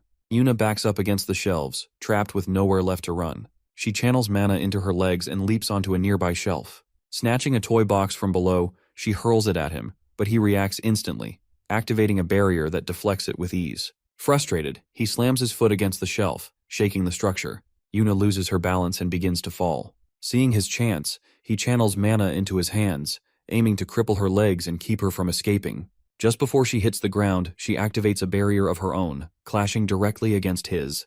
The sudden resistance catches him off guard. Now he struggles to hold his defense as her strength surges. She starts counting in her head. With each second, her power builds. When she finally unleashes her energy, the shockwave explodes. Using his barrier as a foothold, she launches herself toward another shelf. Before she lands, he attacks again, but she reacts in time, dodging with precision. In that moment, she remembers Julie's fire attack from earlier. Inspired, she decides to replicate it. Forming her fingers into the shape of a gun, she gathers mana at her fingertips. Confident in the execution, she fires.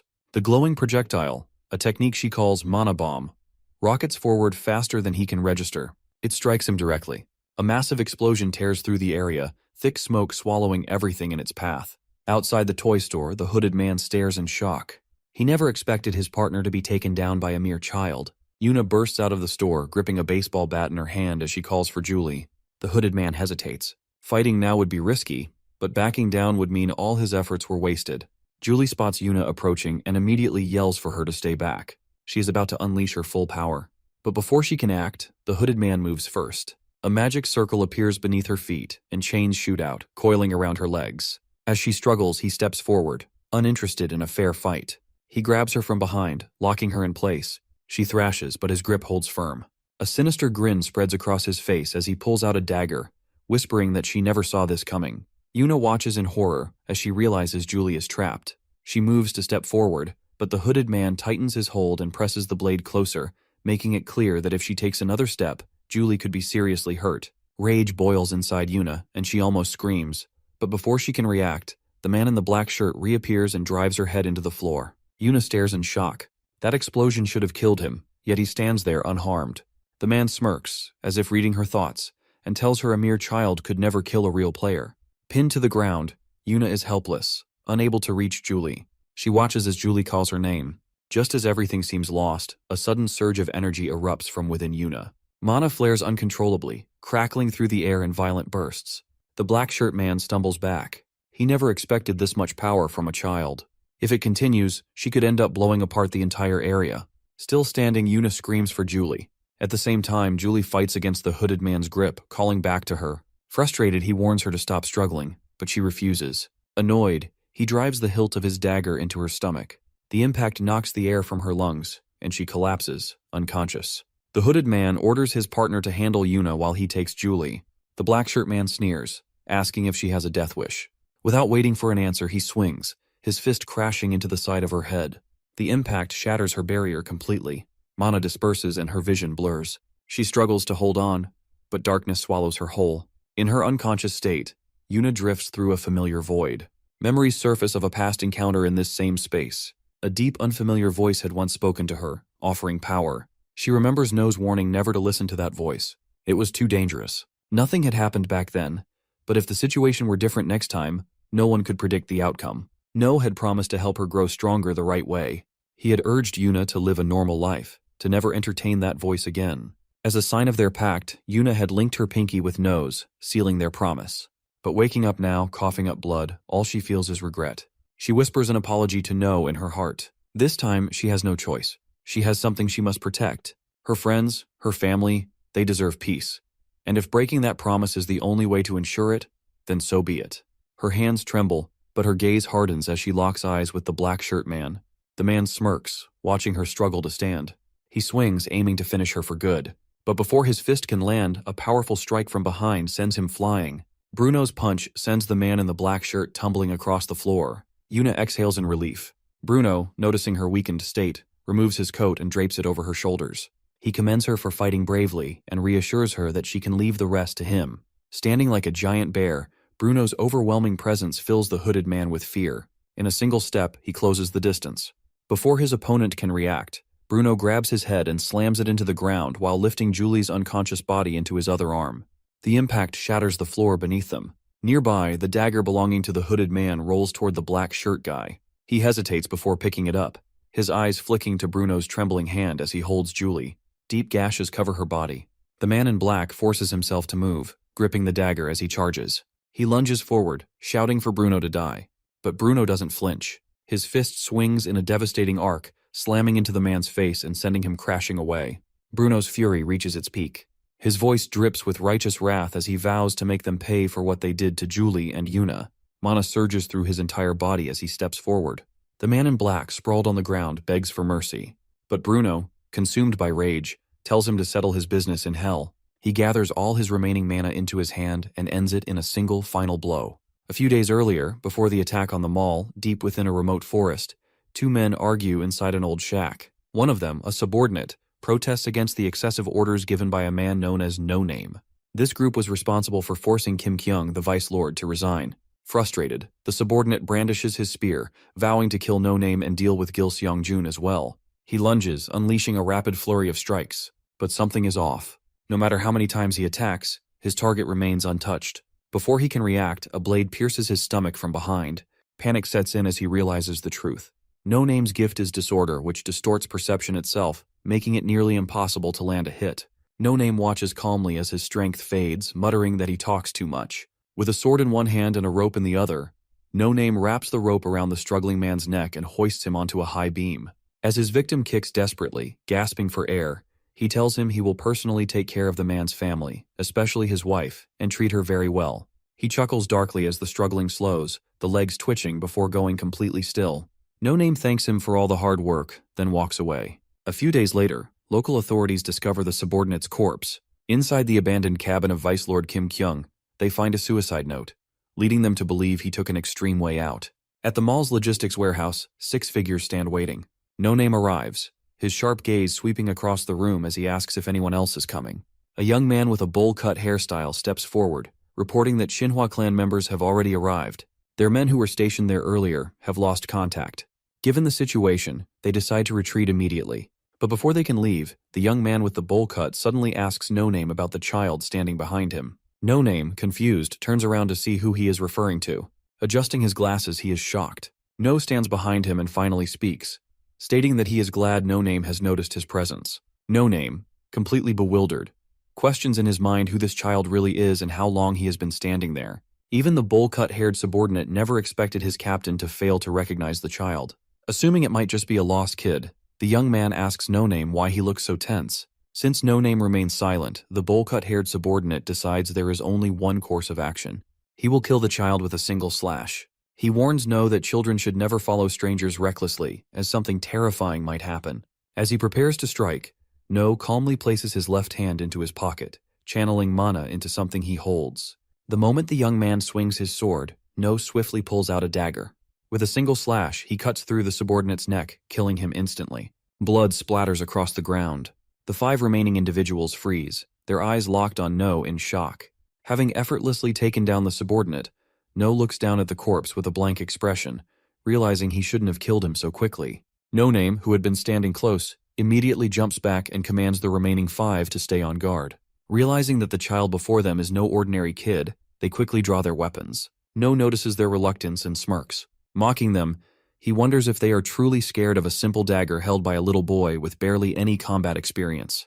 Tilting his head with a playful grin, he calls them a bunch of cowardly chicken. His taunts strike a nerve. 4 of them, now blinded by rage, charge at once. This is exactly what No wanted. Grinning wider, he activates his skill, Heavenly Steps. In an instant, he slashes through all 4 in a single motion.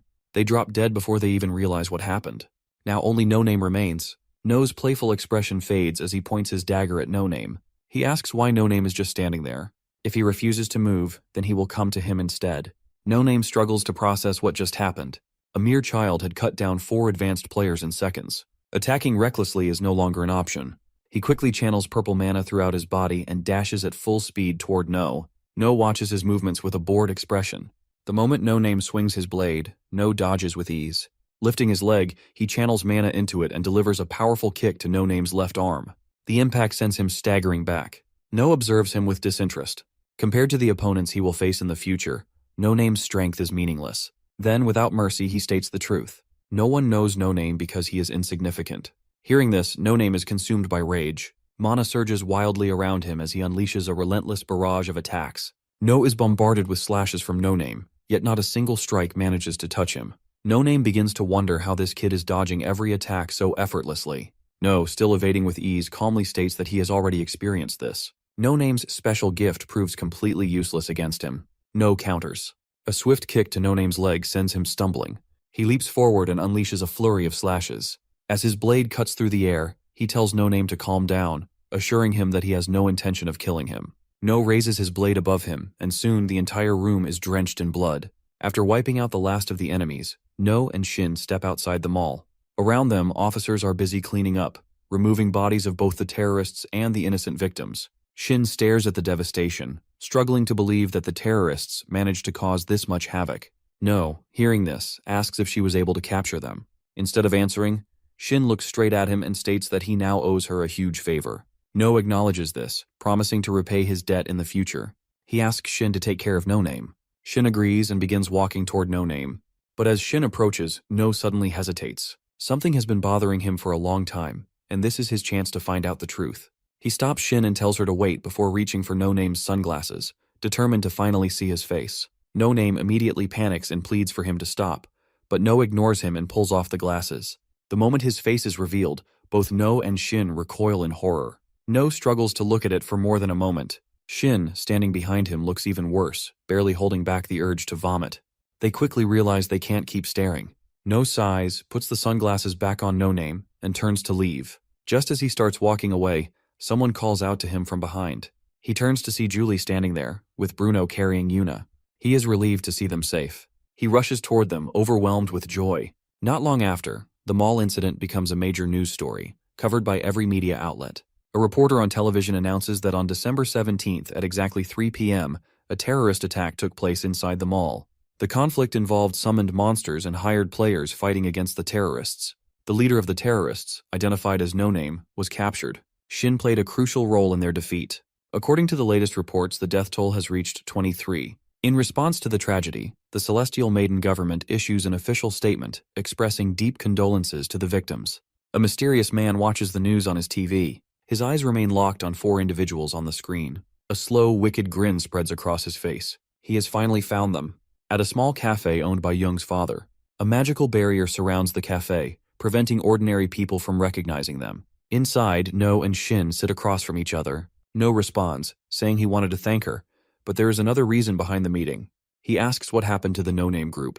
Shin reveals that the entire group has been sentenced to execution, the first ruling of its kind since the Celestial Maiden government was established. No asks about the person who hired them, but Shin only apologizes, stating that she is not in a position to disclose that information. Seeing that Shin has made her stance clear, No backs off. Shin then asks if that was all he wanted to know. No also seeks information about the fate of the Sabyok group. Shin explains that the president, Lee Yoon, has returned, prompting the group's heirs to temporarily withdraw from everything and focus on social welfare services. Shin prepares to leave, stating that she has other matters to investigate. As soon as Shin exits the cafe, Young's father approaches and informs No that the others will be arriving soon. He then asks if she still plans to wait here. No thanks him and decides to stay.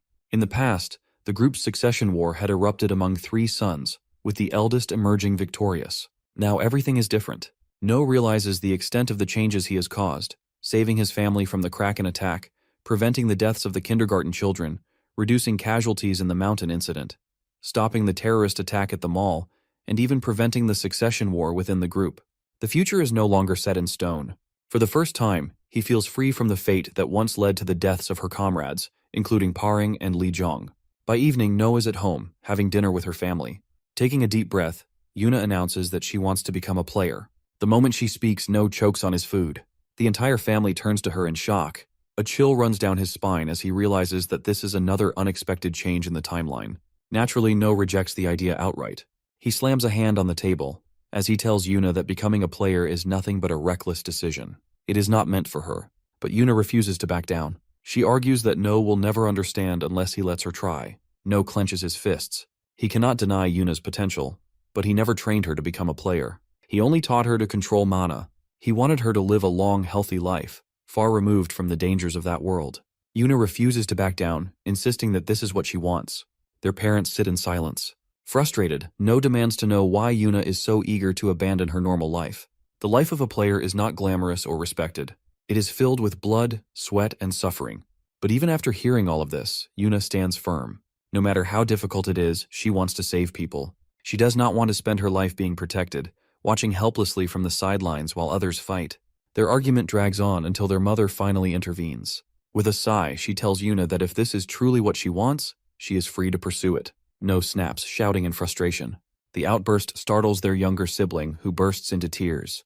Their mother immediately scolds No for raising his voice and comforts Yunai. With tearful eyes, the little one looks up at No and mutters that she hates him. No turns to his parents again, demanding to know if they truly have no issue with Yuna becoming a player. Their mother explains that while they do not fully understand how dangerous a player's life is, they will still support Yuna if this is what she truly desires. Their father agrees, believing in Yuna's capability and trusting her to make the right decisions. Hearing their approval, Yuna gets up and embraces them both, thanking them for believing in her. No watches in silence. If their parents have already decided, he no longer has the right to oppose it. The meeting room is now crowded with people. The president calls on Seo-jong to present the gathered facts. Seo-jong begins by explaining the terrorist attack that took place in the mall, clarifying that the assault was not just an external attack, but an internal conflict within the Sabyok group itself. He then outlines the group's hierarchy as they currently understand it. The power struggle revolves around the 3 sons of the chairman Lee Yoon. The youngest has the weakest support, while the real competition is between the eldest and the second son. The eldest, Lee Byung, is known for his ruthless nature. Many doubt his legitimacy as heir, believing that simply being the firstborn is not enough to make him a worthy successor. The second son, Lee Jong, is completely different. Well-mannered and highly skilled in management, he is seen as a more capable leader. Based on this, they speculate that the terrorist attack may have been linked to Lee Byung, who ordered the attack on a business managed by Lee Jong. The elder asks if the chairman is aware of such details. They agree, saying that the chairman reappeared from exile and returned to management immediately after the attack. Seojong continues, pointing out that Lee Byung's financial power did not just fund mercenary players from no name. He likely hired the Ocean Clan. The mention of their name sends a wave of shock through the room. Records confirm that 92 hounds were captured during the Bukhan incident. Although 70% of the magic stones extracted from these monsters were secured, the remaining 30% circulated into the market. The investigation has revealed that these same magic stones were used by the terrorists in the recent mall attack. Seojong's explanation leads the leader to consider the possibility that the terrorists deliberately waited for the market price of magic stones to rise before executing their plan. Seojong responds that level 7 magic stones are neither refined nor filtered, making them easily accessible. The leader then questions whether the Ocean Clan could have been the ones to purchase and weaponize the leaked magic stones. Seojong states that their clan has thoroughly investigated the market circulation of these stones. If the Ocean Clan obtained them, it was likely through a secondary source, meaning their information might still be incomplete. A deep silence fills the room before the leader speaks again. Earlier this year, in April, Shin discovered that her husband, Gil Seong-jun, was having an affair with an heir from the Dangun group. Now the truth behind Gil Seong-jun's intentions has become clear. He must sever ties with the Dangun group and fully commit himself to Saebyok. This is the reason for today's meeting. The elder questions whether they are preparing for war. The leader responds, stating that war might not be the worst option. However, another man sitting nearby raises a serious concern. Divine Tempest is also a member from the Ocean Clan. A bald man speaks up, countering that the Ocean Clan is not the only one with 12 sovereign members. Their side has the Thunder Emperor. However, another man argues that this might not be enough. The Thunder Emperor is still too young. No matter how much of a genius he is, it would be difficult for him to match Divine Tempest in battle. The leader stops the idea of war but refuses to let the Ocean Clan go unpunished. Instead, she makes a decisive announcement. They will fully support Lee Jong, the second son, as the rightful heir, and organize a meeting to teach the Ocean Clan a lesson. It is now the 4th year of Celestial Maiden's rule, and No has moved up to the 2nd grade of elementary school. Minji finds it annoying that the 5 of them are still together. Seona agrees, though she had initially worried that they might be separated. Despite this, No hopes he will not have to see Sina again this year. That way, he can finally feel at ease, knowing he will not have to deal with her in the future. While No is lost in thought, Choi, sitting beside him, leans in and whispers. He points out the group of 4 boys at the next table, their eyes fixed on No and his friends. Their expressions alone make it clear they are troublemakers. Choi, irritated by their intense stares, considers confronting them for being so rude. But No, unwilling to invite unnecessary trouble, tells him to ignore them. Instead, he glances at the 4 boys. The moment their eyes meet, they quickly look away. Their reaction seems strange, but before No can dwell on it, Minji reminds him of the ongoing misunderstanding. Rumors have spread that Choi's father beat up Sina's father, the president of KK Pharmaceuticals. Because of this, the entire school is now too afraid to even meet his gaze. No wonders how he and his father ended up being painted as villains. Seona looks concerned, but No reassures her that he does not care about the rumors. What surprises No the most, however, is Choi's drastic change. He used to be short, but now he is much taller. He asks what Choi has been eating to grow so much. Choi simply replies that he has been training under the boss's instructions. As part of his training, he also drank the juice made by Young's father. Hearing this, No is even more puzzled. He remembers telling Minji and Seona to drink the juice because it helped restore mana energy, but he had no idea it also boosted physical growth. Now, he is the shortest among them. Frustrated, he decides to start drinking a full glass of that juice every day. Not long after, the sound of footsteps fills the air as the teacher walks in. The teacher introduces himself as Do-hoon, their homeroom teacher for the year. Just from his aura and mana presence, No can tell he is no ordinary person. Later in the afternoon, the old man in the library asks his assistant for a report on recent events. The assistant informs him that the parents who attempted to have Jin Seona expelled, arguing that she is a demi-human, have been completely removed from the school. Everything has been handled according to his orders. Satisfied, he praises his assistant's efficiency, but his thoughts linger on KK Pharmaceuticals and their failed attempt to manipulate class placements and separate the children. Thanks to his team's efforts, they managed to counteract the company's interference and keep Jung in the same class as the others. He then asks about KK Pharmaceuticals. The old man, Min-jun, finds it ridiculous that they would go to such extreme lengths to target a child he considers as precious as his own grandchild. Minjun asks his assistant again about the class arrangement.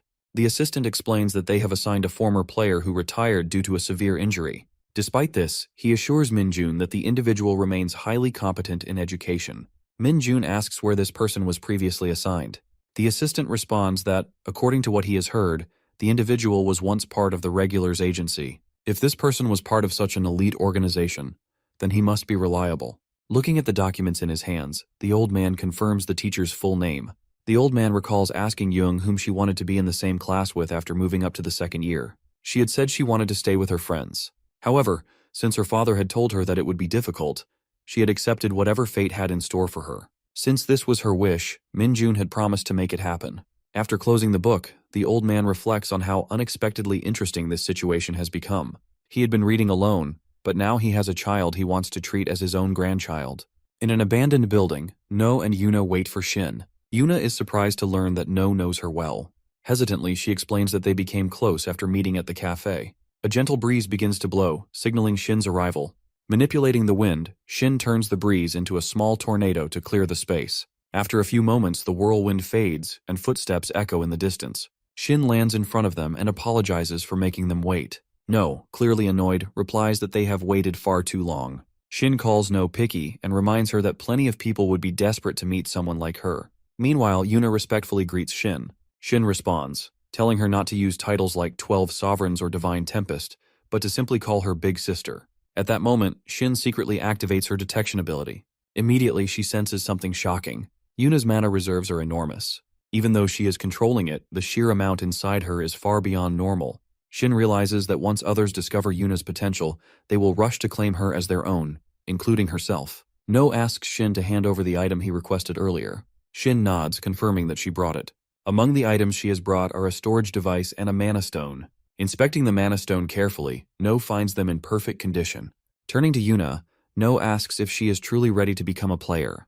Yuna responds with complete confidence. Seeing no objections, No finally stops resisting her decision. No retrieves a longsword from the storage device provided by Shin, but before she can use it, No states that she must first pass a test. Yuna accepts without hesitation. No warns her to be careful while handling the device, and Yuna assures that she understands completely. Watching the exchange, Shin smiles at how much No cares for his older sister. No channels mana into one of the stones, ensuring it is fully charged before throwing it far away. The stone begins to emit a blue glow, illuminating everything around them. Black smoke rises from the glowing stone, and from the darkness, a small monster emerges. It lets out a sharp cry, its long ears twitching as its pink skin glows faintly. Despite its intimidating entrance, the small creature looks almost adorable. This monster is classified as an 8th class beast, known as Porori. Yuna, still trembling, stares at it in confusion. It looks too cute to be a real monster. No confirms that it is indeed a monster called Porori. Regardless of how harmless it seems, Yuna's task is to kill it. But faced with its innocent appearance, she hesitates. No understands that Yuna is determined to become a player, but she also wants her to realize that this path is filled with suffering. Yuna cautiously steps forward. The small monster hops toward her. Completely mesmerized by its cuteness, she starts believing it poses no threat. No shouts for her to stay alert and rushes toward her. Yuna looks at him in confusion, unaware of the danger. The cute monster's aura shifts. Its mouth stretches open unnaturally wide, revealing sharp fangs as it lunges at her. Before it can reach her, No delivers a brutal kick, sending it flying across the room. The impact is so strong that the creature is instantly defeated. Yuna, still shaken, listens as No scolds her. If she judges monsters by their appearance, she will be killed easily. She lowers her head, unable to respond. No asks if she wants to continue. Yuna doesn't answer right away. Instead, she thinks about all the times No and Julie have protected her from danger. She doesn't want to be someone who always needs saving. She wants to be strong enough to protect others too. She finally responds. She wants to continue. She refuses to let fear control her. After cutting down another monster, her sword drips with purple monster blood. Her grip weakens, and the weapon slips from her hands. Her legs shake violently before giving out, and she collapses to the ground. Shin, watching from the side, is shocked that Yuna managed to succeed after 15 rounds. Meanwhile, No rushes to her side. Yuna sits on the ground, breathing heavily, her hands trembling as she stares at them, covered in blood. No immediately embraces her, offering reassurance. Shin, seeing this, is reminded of her own past and the harsh reality of becoming a player. She understands better than anyone how difficult it is to reach this level. In the end, a player must always be strong. A few days later, in their 3rd grade classroom, the homeroom teacher arrives with a box of milk cartons. The teacher instructs the class president to step outside and bring in the exact number needed for the students present. Once they finish drinking, they are expected to return the empty cartons to the box. The students understand the instructions, and the class president quickly organizes them into a line to distribute the milk. Each student receives a carton, including No, who politely thanks the class president. This routine reminds him of Baek Leon, who also disliked drinking milk. Back then, No had taken it upon himself to encourage Baek Leon, telling her to drink milk so she could grow taller. He snaps back to reality when Choi whispers to him and discreetly places something in his hand. No looks down and realizes it is a magic item that can transform regular milk into chocolate milk. He asks where Choi got it. Choi replies that he secretly bought it that morning while visiting a general store. No hesitates and asks what would happen if they were caught by the teacher. Choi confidently reminds him of what he has always taught him, that they should not fear punishments from teachers. No silently agrees, realizing he may have unintentionally influenced Choi's way of thinking. Since they have already decided to break the rules, he takes the item from Choi and prepares to mix it into their milk. Choi grins and praises him. Before they can drink it, Choi notices an announcement printed on the milk carton. No glances at it and pauses. The message is a request asking children to pray for the safety of their compatriots suffering in Italy. This reminds No that this must be the year when people in Italy were experiencing severe hardships. Later, during recess, No walks alone toward Yuna's classroom. As he climbs the stairs, his thoughts drift back to yesterday's events. He still feels guilty for making Yuna cry. He hopes Yuna doesn't get depressed. As he turns a corner in the hallway, he collides with someone. A senior with yellow hair, who had been messing around with his friends, glares at him. The senior questions why he is here, pointing out that he is clearly not a 6th grade student.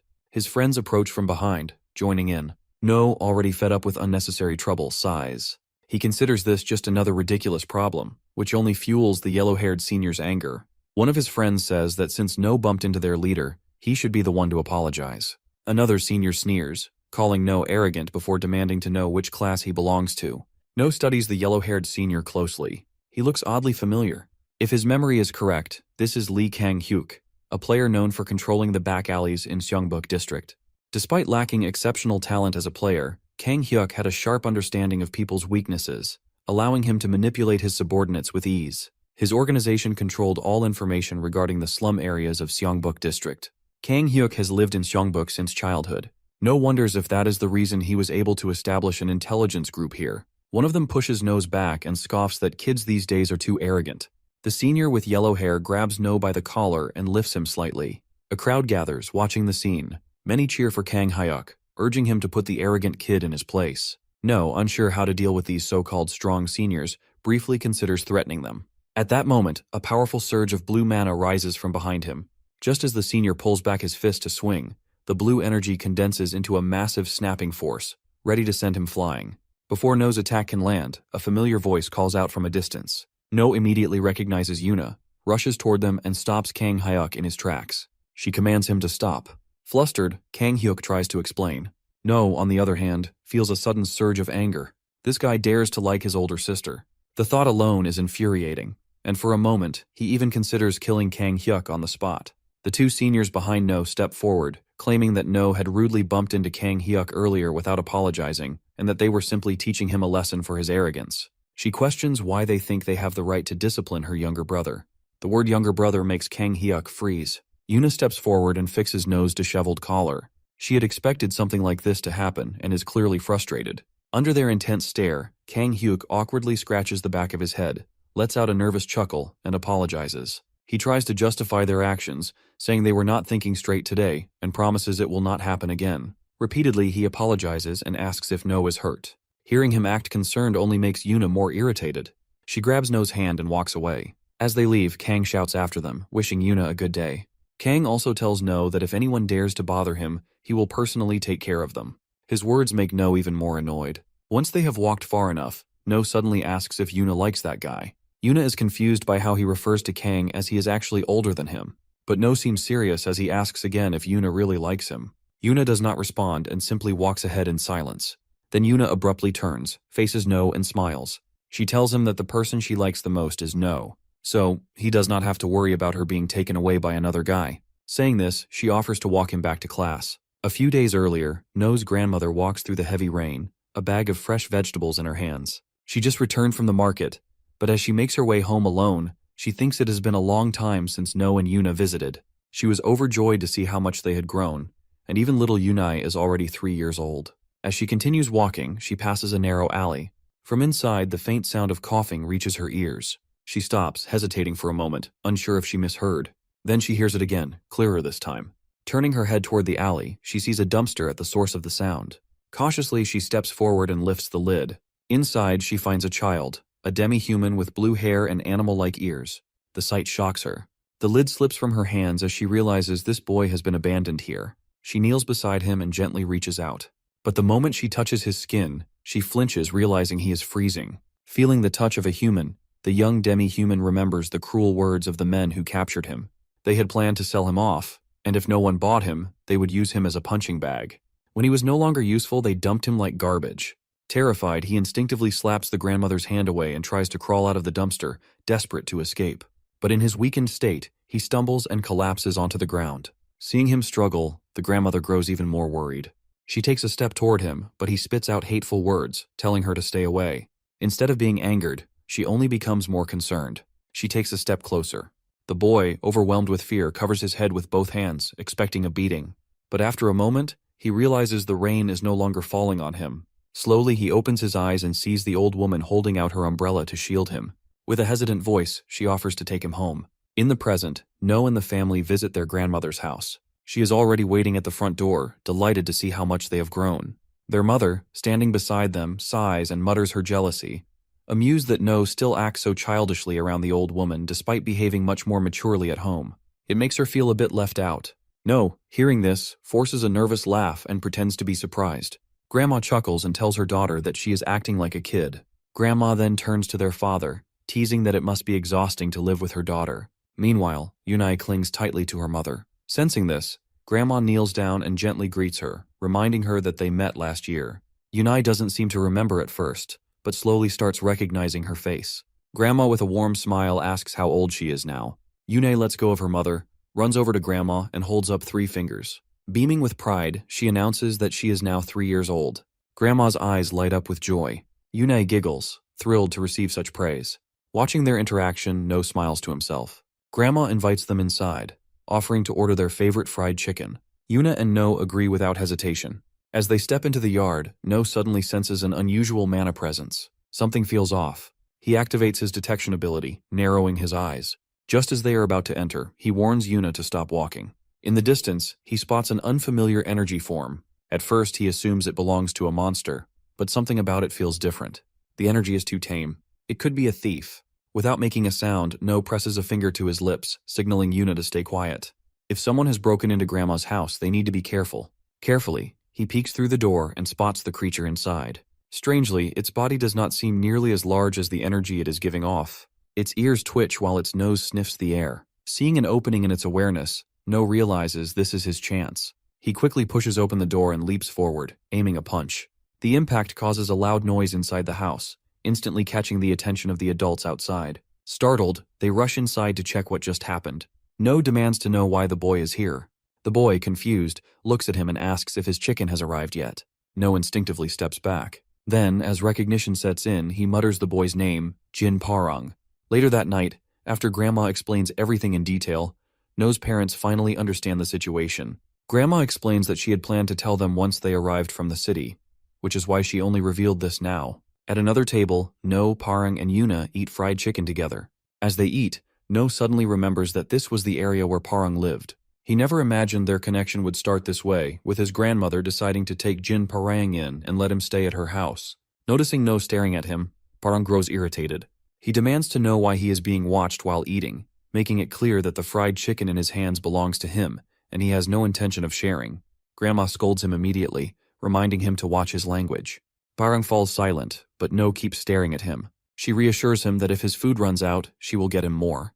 Parang mutters under his breath, calling her an old hag. No clenches his fists in anger. Seeing him this rude to his grandmother, he never expected him to be even worse than his past life. He decides to fix his attitude, starting now. No grabs a soda bottle from the table and politely asks his grandmother for permission to take Parang outside to play. Parang looks at him, unable to comprehend why No suddenly wants to go outside with him.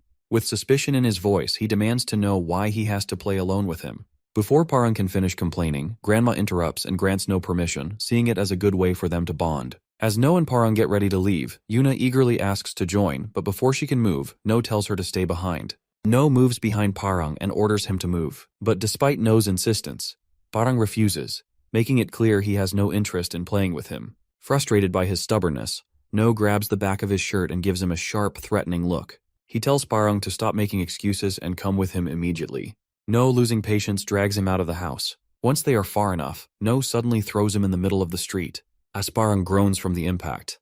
When he finally recovers, he opens his eyes and sees his fried chicken on the ground.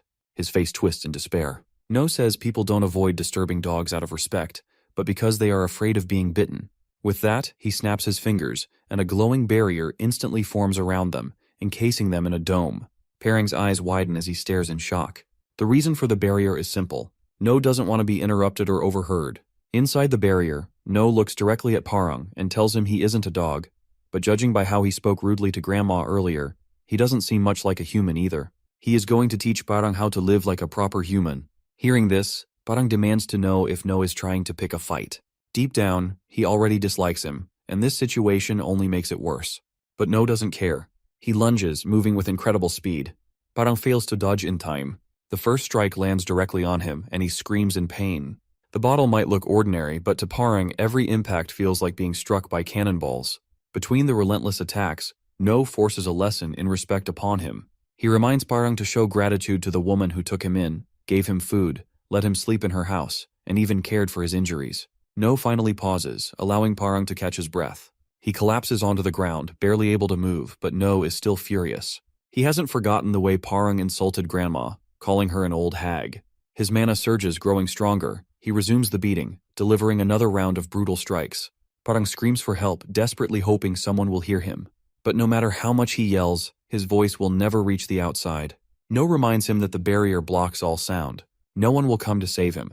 No taunts him, saying that if he really wants help, he should try using telepathy to contact the adults.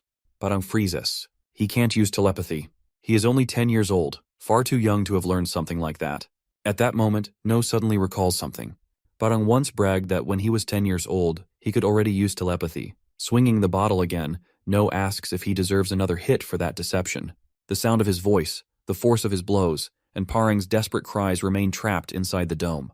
The next day, Parang kneels on all fours in the family's house, still feeling the pain of No's strikes in places no one can see. When No's parents ask his age and what grade he is in, he admits he has never been to school. Parang hesitates, but he forces himself to finish his sentence before falling silent.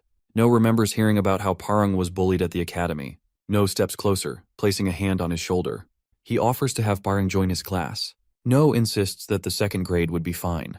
No pressures him to agree while his mother asks for her opinion. Unable to refuse, he reluctantly accepts, which makes No happy. Grandma comments on how quickly the boys have found common ground, and his mother agrees. No turns to Parang, who is trying to avoid him. Grabbing him by the collar, No drags him along, suggesting they walk a little longer. Parang protests, but it's already too late. The celestial maiden, Gael, sits at a table while two guards stand nearby. Across from her, the Italian ambassadors, Albert and Jenko, discuss their plan to help thousands of Koreans return to their homeland. Albert lays out a condition. They must first eliminate the monster in the North Atlantic. The strongest creature among the first-rank monsters, powerful enough to destroy a nation. First-rank monster Leviathan. Gael calmly takes a sip of tea and asks if they would be satisfied with simply supplying soldiers with potions. Albert acknowledges the potion's incredible effectiveness and ease of use, then says they already agreed to trade Mediterranean mana steel for the potions. Gael agrees it is an unneeded item for them then. Jenko lifts a leg infused with energy and shatters the table. Gael orders her guards not to hesitate, while Albert hurriedly pleads for help with the Leviathan in exchange for her people. Gael stays calm, asking for a tissue to wipe her lips after finishing her tea. Albert warns Genko not to go too far, but Genko refuses to stop. He claims his words must be true since Gael has not denied them. He then insults Koreans, saying all they care about is kimchi. One of Gael's guards clenches his fists in anger, but she remains unbothered. Then, a heavy pressure fills the room. With just one sentence, Gael forces both ambassadors to their knees. Genko collapses, while Albert grips the table to stay upright. She agrees to Albert's conditions, promising to help retrieve the Koreans trapped in Italy. In return, she pledges full support, sending the Divine Spear, Namgung, and 2 other elite players to assist. After making her decision, Gael snaps her fingers, lifting the heavy pressure from the room.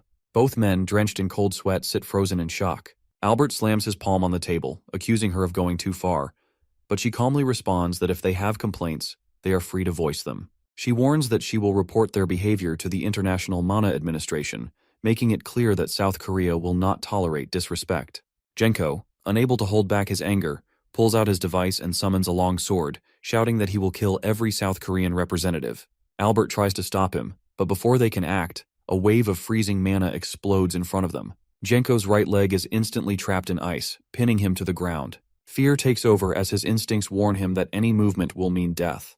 The source of this power stands before them. Seeing Genko frozen in fear, Gayul remarks that at least he is not completely foolish. She ends the meeting and orders them to leave. As the doors close behind them, Genko is left seething, powerless to do anything. Inside the Blue House, the maiden's personal guard advises her to be cautious. He reminds her that she is no longer just a famous actress but the celestial maiden of Korea and must act accordingly. She looks at her guard, Park Sang-jin, and asks if he speaks as her bodyguard or as her former manager. Sang-jin stays silent.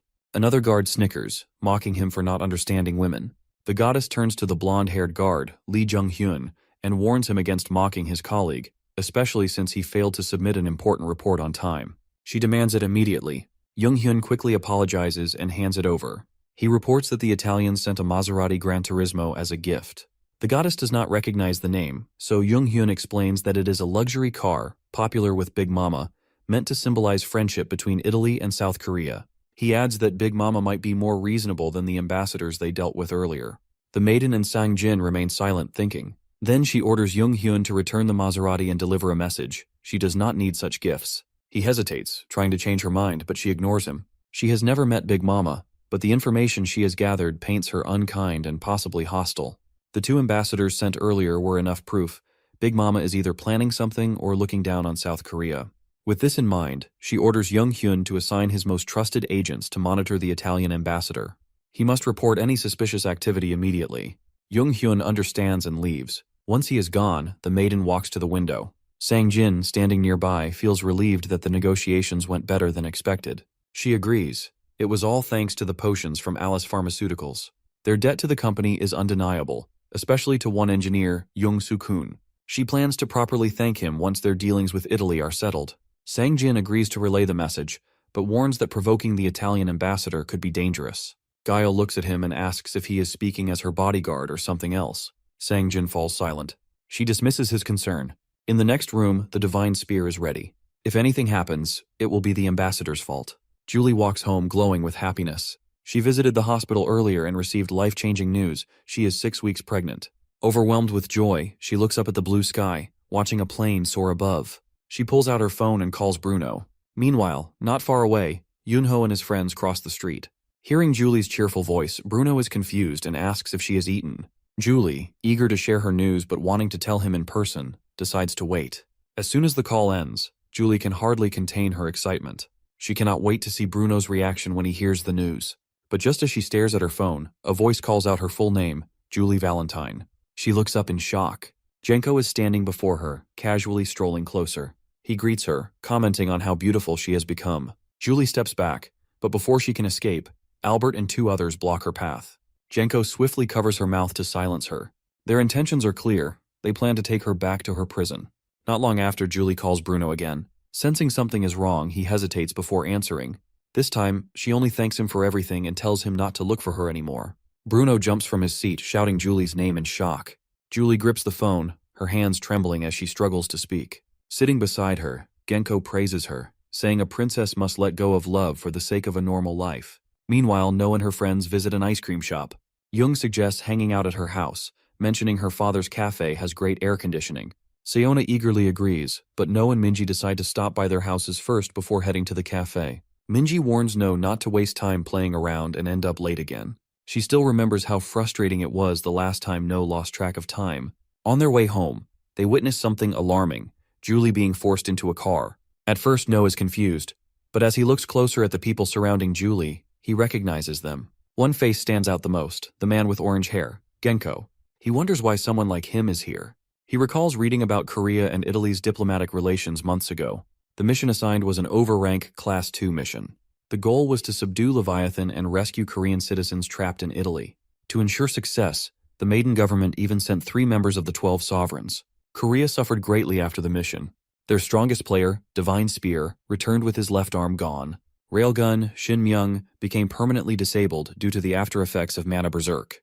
But the worst fate belonged to the florist, Bang Yeonji. Officially, he was declared dead. But the truth was worse. He was taken prisoner in Italy by Genko, the same man who once came to Korea as an ambassador. Behind the scenes, he tortured Bang Yeonji for his own amusement. When this was exposed, global outrage followed, forcing Big Mama to intervene.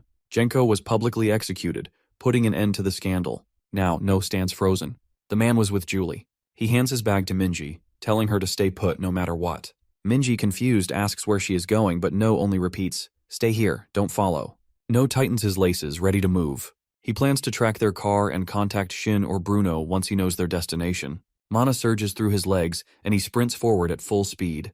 Minji barely reacts before No vanishes into the streets. He follows the car's path, stopping abruptly when he sees it parked ahead, as if waiting for him. Albert is surprised to see a child approaching. Genko, who had sensed someone earlier, looks disappointed. No, equally surprised, realizes they knew he was following them. Genko steps out, closing the distance between them. Without warning, he swings a punch at his head. No blocks just in time, but the force sends him stumbling back. Activating his mana, he steadies himself before hitting the ground. His gaze locks onto Genko. Genko hadn't expected a child to use mana so effortlessly. Muttering to himself, he wonders if all Korean kids are this skilled. Albert quickly dismisses Genko's assumption, warning him that the kid in front of him is no ordinary child. Genko grins, as if finally deciding what to do. Planting his feet, he lunges forward, aiming to end it with a single kick. No barely dodges, stepping aside as the attack whizzes past. He gathers mana around his legs, enhancing her movements, and dashes for a counterattack. He aims a powerful kick at Genko's head, but he predicts his move and dodges at the last second. Spinning around, he lunges for his throat. Dodging midair is nearly impossible, but No makes a split-second decision. He channels more mana into his legs and launches a second, stronger kick to send him flying. Just before it lands, Genko raises a barrier. No uses it as a foothold, propels himself into the air, and gathers mana in his hands, forming a sphere. He hurls it straight at his barrier. Genko pulls back just in time, reducing the attack's impact. The mana sphere barely grazes him. No lands, breathing heavily. Genko flexes his wrist, now aware of the kid's surprising mana control. But no matter how skilled he is, he's still just a child. Without warning, he erases his presence and vanishes, reappearing behind him in an instant. Before he can react, his hand clamps around his throat, lifting him off the ground. He didn't expect fighting a kid to be this entertaining. No gasps, struggling. He channels mana into his hands, but before he can act, his grip tightens, cutting off his air. Genko reminds him he's not the only one who can use mana. No's vision blurs. If he doesn't break free soon, he'll die. He forces himself to keep fighting, clawing desperately at his hand. Just as he's about to lose consciousness, a voice shouts. Julie steps out of the car, telling Genko to stop. She reminds him of their agreement, not to harm anyone she knows. Genko hesitates. Genko tightens his grip around No's throat. Albert steps in, firmly telling Genko to stop. For a moment, Genko hesitates before finally releasing No, insulting Albert and Julie. No collapses, coughing, while Genko walks away toward his car without another glance. Julie rushes to No, relieved he is still breathing. She thanks him for stepping in, but warns him not to interfere again. No ignores her and demands to know what is really going on. Julie remains silent before slipping a ring from her finger and handing it to him. She tells him to take it to Uncle Bruno and apologize to her husband on her behalf. No hesitates at Julie's sudden request, but before he can respond, she speaks first, saying she is happy with her marriage to Bruno. She turns and walks toward Genko. No calls out to her, but she ignores him. Frustrated, he rushes forward, shouting at Genko to move. Before he can react, Genko grabs his head and hurls him into a trash bin. No crashes hard onto the ground. Genko then gets into the car with his group and drives away, leaving No behind. Lying there, No stares at the ground. In this timeline, he saved his family, protected his friends. Everything that was supposed to happen has changed. Slowly, he pushes himself up, clenching his fists. He fought too hard to escape the future he was meant to have. Julie is part of that happiness. His gaze falls on the ring she gave him, and he grips it tightly. Meanwhile, young Sukun is in his cafe, exhausted after working all day. The government has assigned him a potion production quota, and he wonders if he can meet it without sacrificing more sleep. His wife approaches with a glass of water. When she asks if something is wrong, he reassures her, though he feels overwhelmed. His phone rings. Seeing No's name, he answers. No apologizes for calling so suddenly, but Sukun tells him it's fine. He quickly explains that something serious has happened and asks for his help. Meanwhile, Yuna and Shin train together. Shin channels her mana into a tree, making it grow as its roots push through the ground. Then, with a snap of her fingers, the roots twist and surge toward Yuna like living vines. Yuna moves swiftly, dodging every strike from the tree's roots with ease. Shin watches, impressed by how much she has improved. Deciding to test her further, Shin conjures a tornado. As Yuna evades the relentless roots, a sudden gust of wind surges toward her. She is swept up into the violent storm, struggling to break free. Shin starts to doubt her earlier judgment. But then, instead of panicking, Yuna channels her mana, forming a surfboard-like platform beneath her feet. In an instant, she rides the storm itself, gliding through the raging winds. Yuna shouts in frustration at Shin. Shin remains calm, explaining that real training should feel like a real battle. Deep down, she is impressed. Escaping her tornado was no small feat, but now she is curious how Yuna will handle what comes next. Shin instantly disperses the tornado. Yuna loses balance and falls from her mana surfboard, but quickly gathers mana beneath her, forming a mana jelly that softens her landing. Without wasting time, she gets up and charges at Shin. Shin immediately launches another attack. She shapes her mana into a bullet and fires. Yuna reacts instantly, summoning her jelly shield just in time to block it. Shin is impressed. Yuna had used her mana in creative ways, showing impressive imagination. Just as Yuna reaches her, she drops her jelly barrier, certain of her victory. But before she can react, her body freezes in place. She struggles in confusion as thick tree roots coil around her leg and lift her off the ground. Dangling helplessly, Yuna looks down at Shin, who acknowledges her progress but remains strict. When Yuna admits defeat and asks to be let down, Shin refuses, reminding her that escaping is also part of the training. Shin's phone rings and she is surprised to see the call. She briefly wonders if he has caused trouble again.